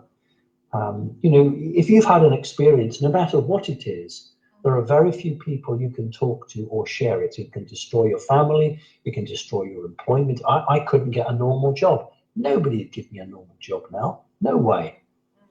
But here we have a platform where we can meet like-minded people. No one's going to judge you. No one's going to laugh at you.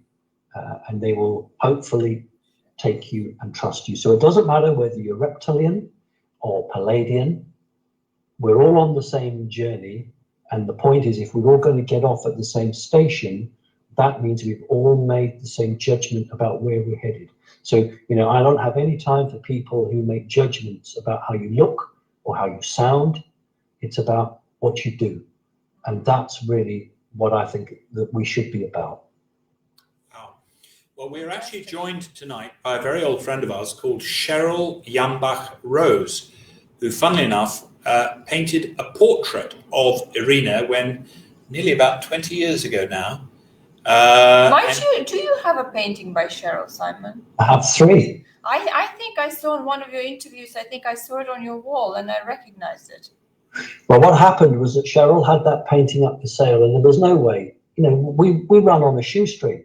We ran on a shoestring and there was no way we could afford the painting. I mean, it was priced appropriately because it's a beautiful painting. But Cheryl has met my wife and said of that painting, this is the lady with the 12 strands of DNA in the painting in the hair. And Cheryl said, it needs to be in your house. And I said, yes, but I cannot afford it. So you know what? She reduced the price and she let us pay in installments. So we paid monthly for it over, I don't know, 2 years or whatever it was. And so we are absolutely honored to have, we have several of her paintings, and this is an expensive one, but we're so honored to have it.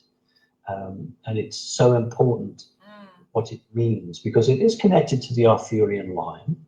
And we were just so honored to have that painting here. And so, yes, well, she is a very gifted woman. She's a beautiful soul. Beautiful soul. And what a coincidence that she's on here tonight. And she did the most beautiful painting of Irina when we were first married. And at St. Nectan's Glen, which is a sacred waterfall, which is right by Camelot Castle. It's where Merlin actually gathered the knights and blessed them and sent them out from that point to find the Holy Grail. And of course, some of them did find it and some of them didn't. But shall we just, could you go and get the painting? Just 2 seconds. Could you go and get the painting? Your special painting. We'll get it. I'm just going to bring it and we'll just show you. Yeah, that'd be fantastic. I don't think we have the one that she did of Irina here. Maybe we do. There's a copy on the piano. The original is in Kazakhstan with Irina's parents, but maybe we'll do advertising for her because Cheryl not She's only is fantastic. gifted, but what a kind heart to be able to say to me, look, I know you can't afford it, you don't have much money, but I tell you what, you can pay for it monthly. Well, Cheryl, if you want to put your website on the comments section, I'll put it up on the screen. Come through. No, come on, through. Come on. So that's the one that I think you might be referring to. Yes. Oh my God, you have that painting. That is very. And corn, I don't think we can see, but in the corner there's a little flying saucer, which means everything to us. Hold it back a bit. I can't. Simon. Simon. Yeah, hold it by your chair. Yeah, there you go. Okay, let me just go back a bit. Can you see it there? Yes. Yes. It's beautiful. That is beautiful. Mark, if you're watching, see if you can find the one of Irina. It's by the piano. It's by the piano, I think. I love that painting by Cheryl. That is a really, really beautiful. That's a hell of a piece. I had a dream of I love the Lady of the Lake as well, and it was my dream to have one of her paintings, and then she offered to paint me, and I couldn't believe it, and she did. Well, I think what happens is that because Cheryl has this unearthly gift, and I mean that in a positive way, when she comes across certain individuals, she can identify that person in history, and then she can work that in with the painting. And so, you know, they are not just painted, a bit like the Mona Lisa, really. There's so much going on. There's so much character to it. And also, I'm doing a lot of selling here for Cheryl, but she does some wonderful, they're not tarot cards, but they're oracle cards or spirit cards. And she does those. She had some new ones come out, didn't she? Yes, apparently so, which my wife has actually got already. This is the one that she did of Irina. Oh, I think you got Oh, let me see. Hold that up. But it's just a copy of it, sadly, because the original is in Kazakhstan. Oh, yeah, there you go. There it is. How beautiful. And that was Irina when we were first married. Mm. And she did it. It's absolutely beautiful. Now, Cheryl, you have to put your website up. It's lovely to hear from you. But she has actually posted here, not about her art, which is quite typical. She said, could you talk about the BioShield? Something 5G BioShield. What is that?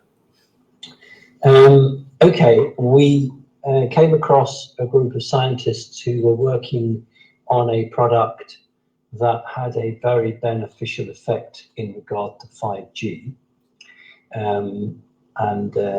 I met the scientists. One was a Serbian, one was from Switzerland, one was a professor, and able to talk to him and understand the science to a certain extent. He was a professor, he has I think it's a degree in quantum physics. So of course, my understanding of alien technology doesn't quite work in the same way of human, but it's more to do with the Tesla concept. So if you understand the Tesla concept, you leave Earth science behind, and you can then work in the field that's much more beneficial. So they created a device which, I've got to be so careful what I say here because the way the government is at the moment, created a device that was very beneficial regarding 5G. And I then carried that on my website, simonparks.org. And anybody over a period of time, it's off now, the deal is off, but anybody who bought a shield, not from me because I don't make it. So they clicked on my link, they went to the BioShield company, and anybody who came through my website got an extra one free. So it was buy one, get one free. Then the company came to us and said, we love your logo. We have a special logo. I don't even know, have we got a logo we can just hold up, Becky? You find us a logo. We created our Connecting Conscious logo, and they took the logo and put it on the BioShield. I'm going to hold one up for you now. Here's the BioShield here, and it has our logo, which is the infinity symbol on it, and the heart and the earth. And Becky created this, and that's our copyrighted logo, which is Connecting Consciousness. It represents the earth in the third dimension in green, moving to the fifth dimension in purple. So it's about the transference of humanity through. Wow. Anyway, the reason I think Cheryl wants us to talk about this BioShield was that the BBC received information from the elite to take down the BioShield company, and they've frozen the bank account of the BioShield company through trading standards, and they are trying to completely stop the sales of the BioShield. Is that the same one Sasha Stone was helping with? That is correct, yes. Okay, because Sasha's a good friend of ours. Well, I have met Sasha several times. I've been to his house. We've spoken. Sasha, of course, born in the same country that I was born. What a coincidence. He was born in Rhodesia, as it was then. So we share that African heritage. It's quite interesting. Sasha is a good man, and all good men and good women are being attacked at the moment. And the agents of the system, in this case, I'm afraid it's part of the BBC, who don't know what they're doing, they just do what they're told, and certain other organizations have made life very difficult for him. However, the scientists have empirical evidence. He has got legal advice, and there will be a court case, and I do expect him to win that court case. The BBC haven't even done their own duty to themselves. The law for the BBC is that if you're going to feature somebody on a television show, then you have to give that person the right to comment. That's part of the fundamental right in the BBC. Well, they did a hatchet job on me, and they didn't even bother to come to me for a comment or an interview. And that was when they attacked Sasha. They've done 2 television shows on him. Now, if I had the money, I would engage a lawyer, because we know we'd win, because the BBC had made no effort to, but I can't afford a lawyer. And these guys know it. It's the 10-to-1 rule. If they've got the money, then they just do what they want. So we support the BioShield 100%. And I know that Sasha and the scientists are doing a good job. And so Connecting Consciousness members received a buy one, get one free offer. So they were able to give it to their family or their friends. And, you know, we will do whatever we can to fight for humanity. Very interesting. Well, this is very, very good to know. And of course, somebody says here, Kathy Gray says, please ask Simon to talk a little bit more about our government. I assume the UK government. You're talking about the UK government. UK, yes, that's sure. Not a problem. She also said previously, could you send some positive aliens to help out Boris? Because he has been... well, what do you feel has happened to Boris? Abducted by reptilians, she said. She said he's been abducted by reptilians. I don't know whether that's true or not. Perhaps he has, perhaps he hasn't. He definitely seems a bit out of sorts lately. All right, okay. Boris is a good man. I agree. Boris is a good man. Boris is like President Trump. Boris is so eccentric that he's beyond the control of the evil people. In other words, he lives in this energy frequency that's so high that he is not controllable. The difficulty for Boris is that the British Army swear allegiance to the Crown, not the Constitution. You see, in America, President Trump is the embodiment of the Constitution. So when the American military swear to the Constitution, they're actually swearing to President Trump. But Trump's in a very, very strong position.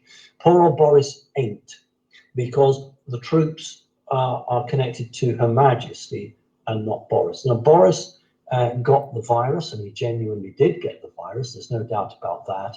And he also knows the truth about the virus and how it's come about. But the elite in Britain, in many ways, is more entrenched and deep-rooted than it is in America. You know, I would say we're the nest. And Boris has a harder job. So Boris needs help and support. He's a good man trying to navigate through a great big pot of treacle. Well, I think that's a fantastic description. And of course, we have been praying for Boris for quite some time. And I think our prayers have been landing true. I think things are getting better. I've been hearing some very good feedback recently from some old school friends of his who are friends of ours. And he, of course, was up at Eton. but Yes. we were at Winchester, so we don't have too many friends in common. Because Wycomists and Etonians tend only to speak one day a year when they're playing cricket. Other than that, they tend not to speak. But what can I say? I like Boris, and I think he deserves all the possible help and support. And I'm pleased you like him too. That's good. So, I were quite right in your intro. I didn't bother to interrupt you or correct you, but I will now. I served 3 terms of office. I was a Labour councillor in the London Borough of Hackney, and I did 2 terms of office. And for me, the second term was more important because anyone can get elected, but you can't get the second election because you are standing on your record. And I am down in my record of gaining 75% of the vote in the constituency. That's 75%. And I'll say this because it excites me even now, it's years ago. But the Liberal leader came up to me and said, I can't beat you. I'm not going to put a Liberal up against you. And the Tory guy came to me and said, I can't beat you, but it's our policy to contest every seat. And I did 2 terms and I left just to go to North Yorkshire, to Whitby, and then I stood again as a Labour councillor and I was elected.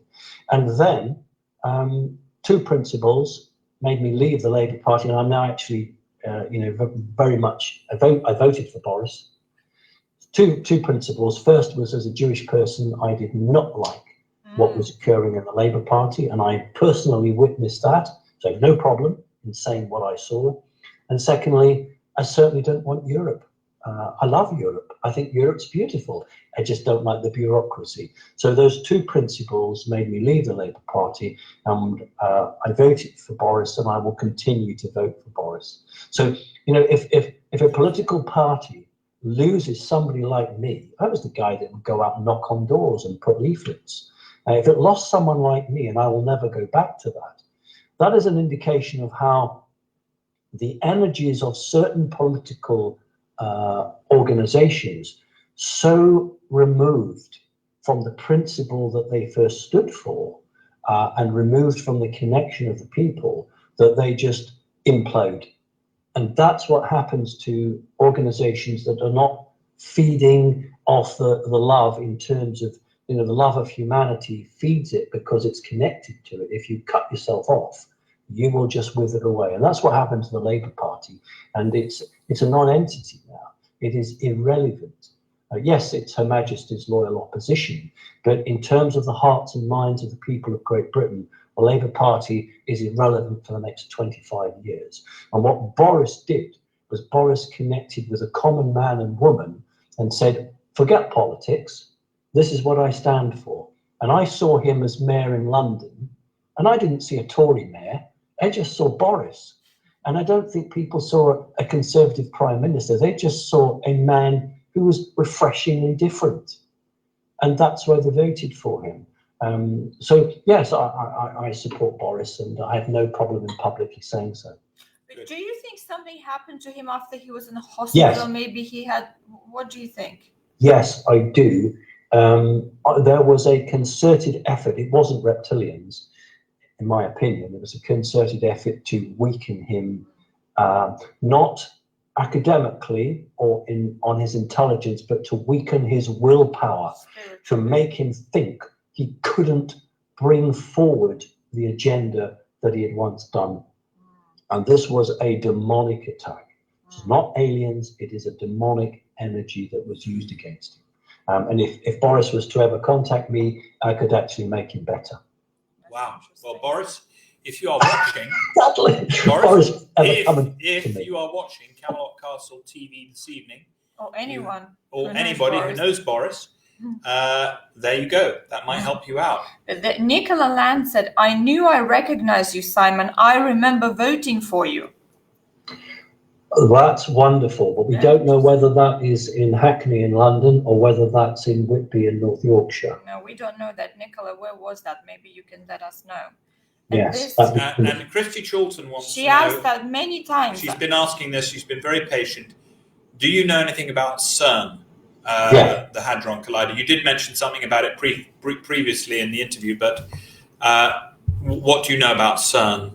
In 2015, I had an embryonic connecting consciousness, and I had received information that CERN was going to attempt to do some great damage to the human race. I need to explain with my hands here that the energy of the Earth moves like this. Now, the Hadron Collider was going to be utilized to ride the waves of the energy, and then on the upswing, boost up to force a hole into the fourth dimension large enough so that things could come in and things could go out. So I organized I can talk like this because in the courts of Earth, what I'm about to say cannot be, because I don't accept it. So I don't have a problem, and I'll just tell you that it had to be stopped. And so I organized a 3-minute meditation with the people that we had. We had about 3,000, to take out the collider at its moment of peak power. The collider was guarded by sentient beings who were psychically protecting it. We were able to, and this is all recorded because the official news is that at the very moment that we went in, it registered a failure, and you can still go on and you can see the screenshots. It switched off. At the same moment, the Earth herself came to our aid. There was a massive electrical storm which took out the main power generator in France. The generator in France provides 75 or 80% of the entire requirements of power for the CERN collider. That was taken out. They went then to their backup reserve power, which of course wasn't enough to make this device cycle at the rate they wanted. And it was offline for about 6 months with the damage. The damage was done in the tube. It took them that long to find it. And people keep saying to me, don't we need to do more? And I said, no, we didn't. That was the crucial moment that humanity could have been hijacked. Now, I have had key people who took part in that. Many of them lost their teeth, the energy feedback. Some have lost their hearing, they're deaf in one ear. Some teeth are cracked. It was a real tussle, and I'm absolutely delighted. But of course, in the court, nobody will believe that, so there's no case to answer. But we will act, and we do not fear the evil elements, because when you have seen what I have seen, and you have witnessed and been in the presence of what I've been in presence, then there is nothing in this time, the time of the past or the time of the future, that holds any fear for me. Well, that's a very, very interesting answer to that question. Lady Laura Compton, who of course is the daughter of the fellow that used to run the Freemasons, says, Simon Parkes, I'm going to email you. Please look out for my email. Thank you. Prayer. Well, she won't know my email. Ah, okay. So, but get it from you guys. I guess you got my email, haven't you? Yes. I'll forward that introduction. But I think somebody put your website on there. Can somebody contact you through the website? It does go. It does go through. I have a very wonderful guy who does all my technical stuff, and so I do not understand the technology. No, so it goes through him. Awful at it. But you know, he does what he can. Often people write to us, and it just gets lost. Well, I will give. You can text me your email after this, or Mark has it. Mark has it, and I'll give that to Laura. That would be fun. That'll be fine.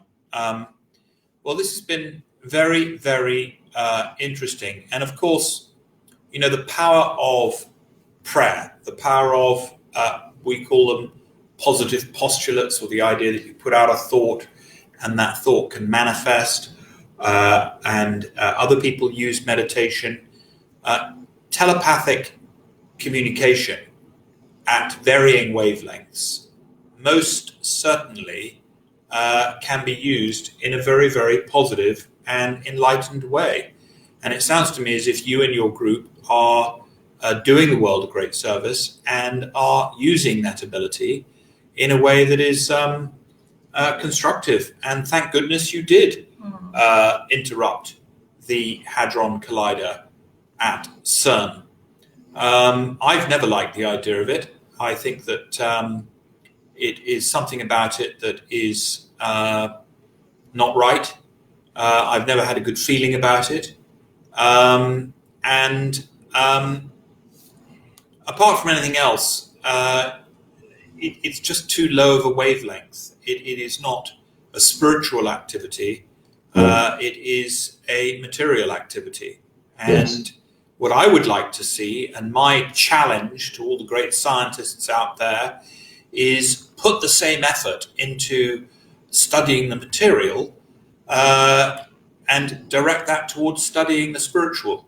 Study the nature of man, study the mind, find out how the mind works, find out how the controller of the mind works, which is, of course, you, the individual, and find out your relationship to various different supreme beings and, of course, some of the beings that we've been hearing about tonight. And if you spent your time and invested your time, doing that rather than the ridiculous experiments I was told to do with a Bunsen burner at Winchester, I think you'd have a great deal more fun and be far more interesting. Science, of course, would become fun again. But I think we've explored the material world very, very effectively. I think we can do almost anything with the material world now. I think we are babies in nappies when it comes to the spiritual world and our understanding of that. So hopefully the human race will evolve from the nappy period, because I don't know about you, I'm bored of changing other people's spiritual nappies. I think it'd be quite fun if they were able to go to the loo on their own, to be absolutely honest.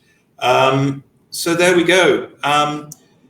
Do you have a message for our audience? Sort of, if you like, a Simon Parkes final thought. And how do you see the future, Simon?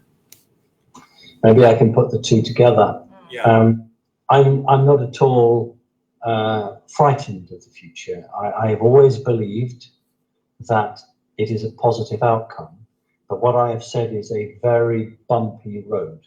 I've no doubt of the outcome, but a very difficult journey there. But then good things generally don't get given to people easily. We have to show that we can get off the armchair and go out there and make it worthwhile. After all, why should the earth put any effort in for us if we're not prepared to put the effort in for the earth?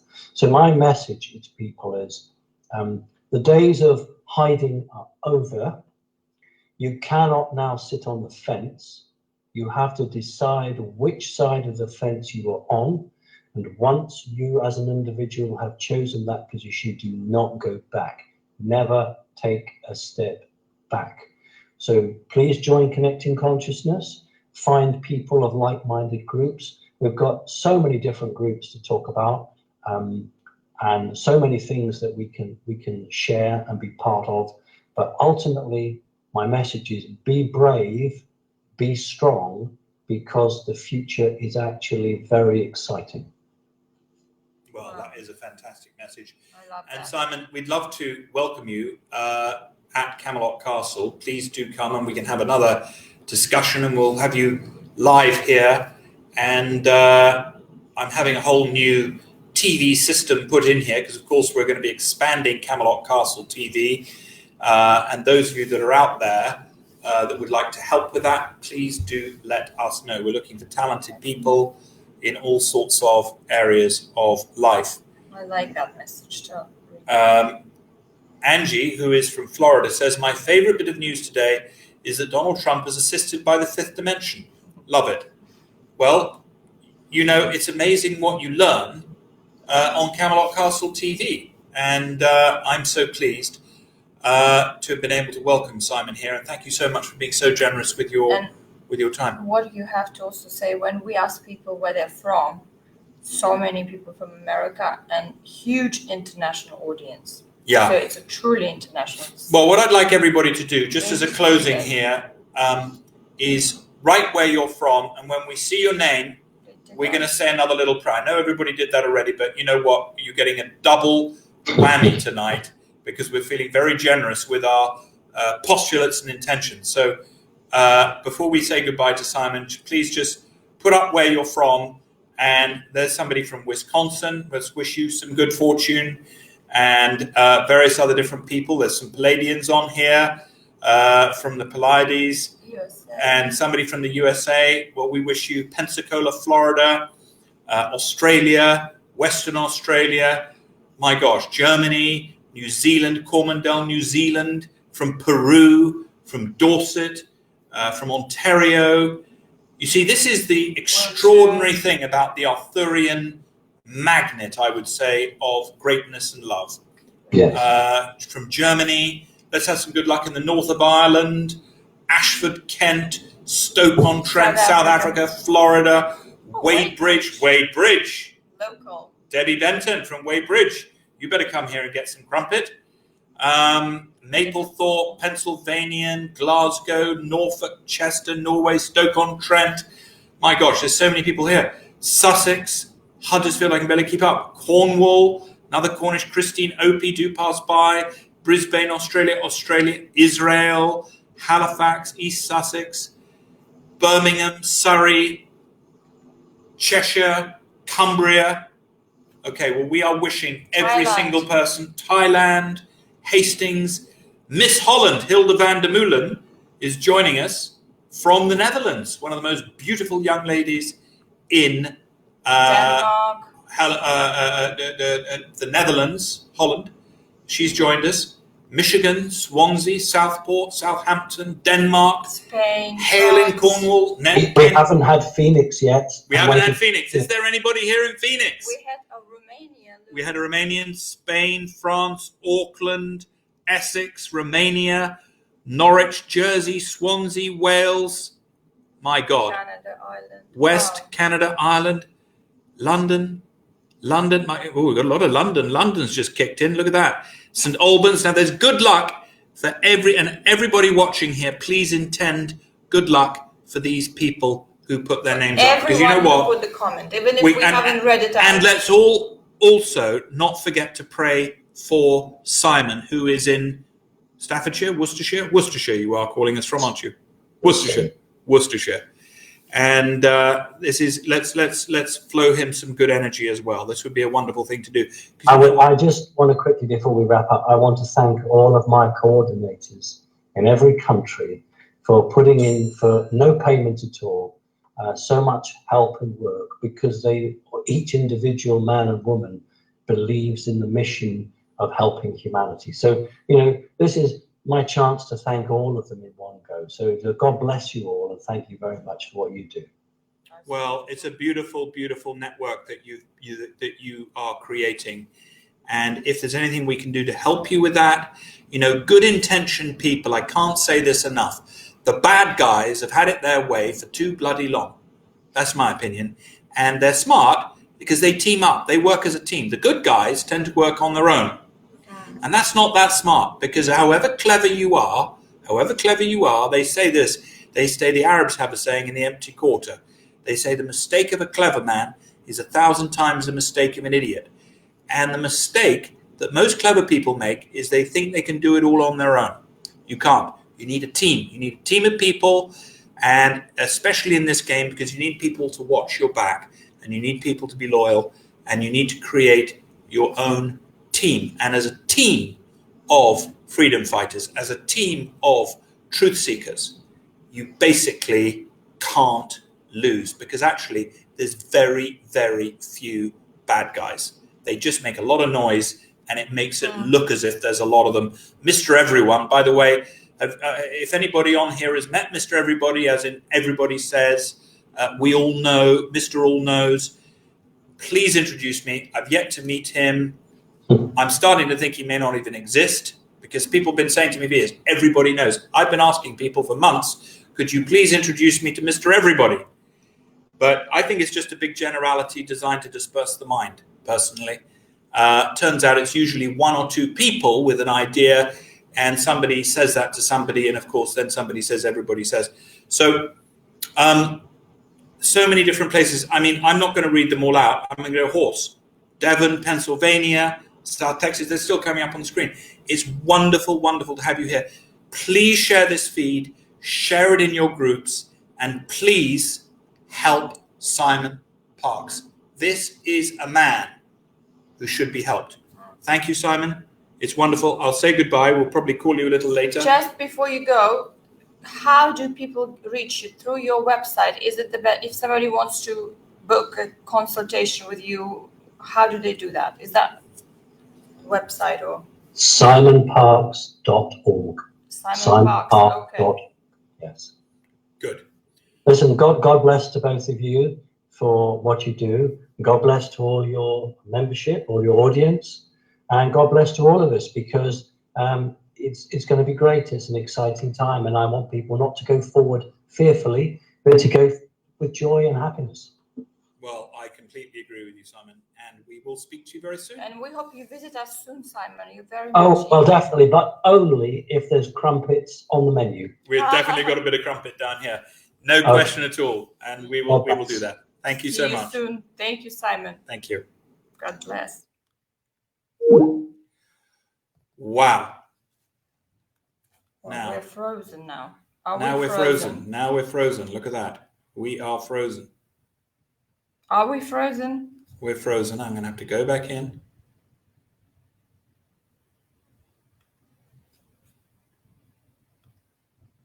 My God.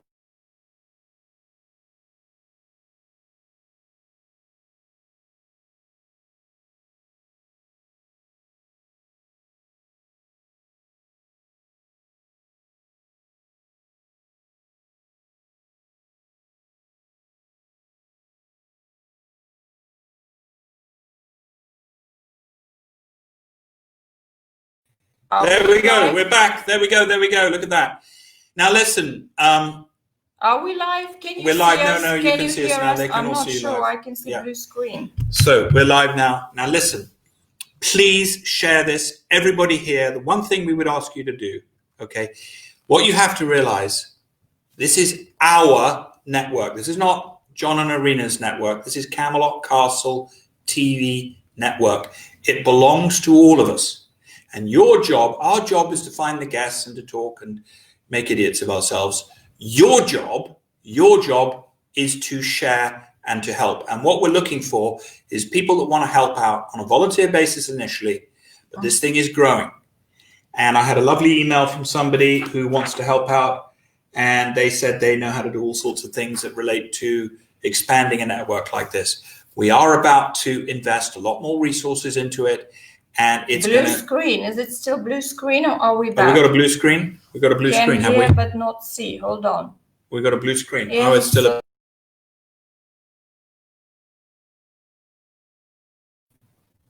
How is that? Frozen but heard. Maybe. Well, let's. Frozen but heard. There we go. Let's give it a minute. That's the blue screen of death. Yeah, Angie says yes, yes, yes.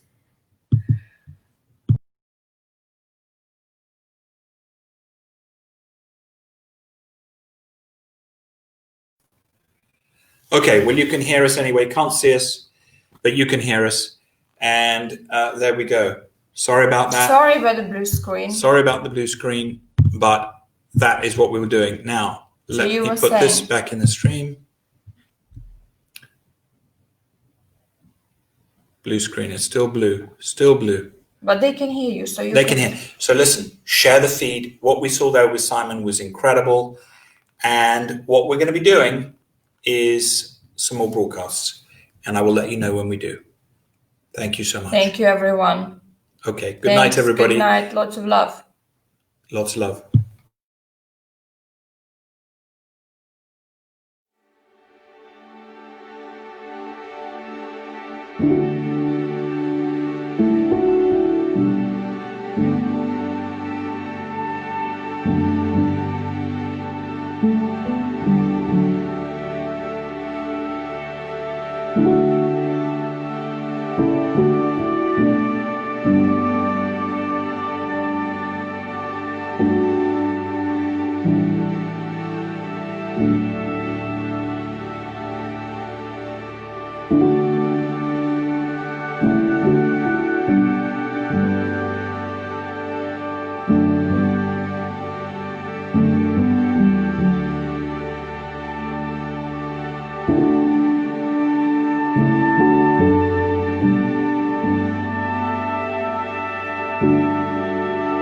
you.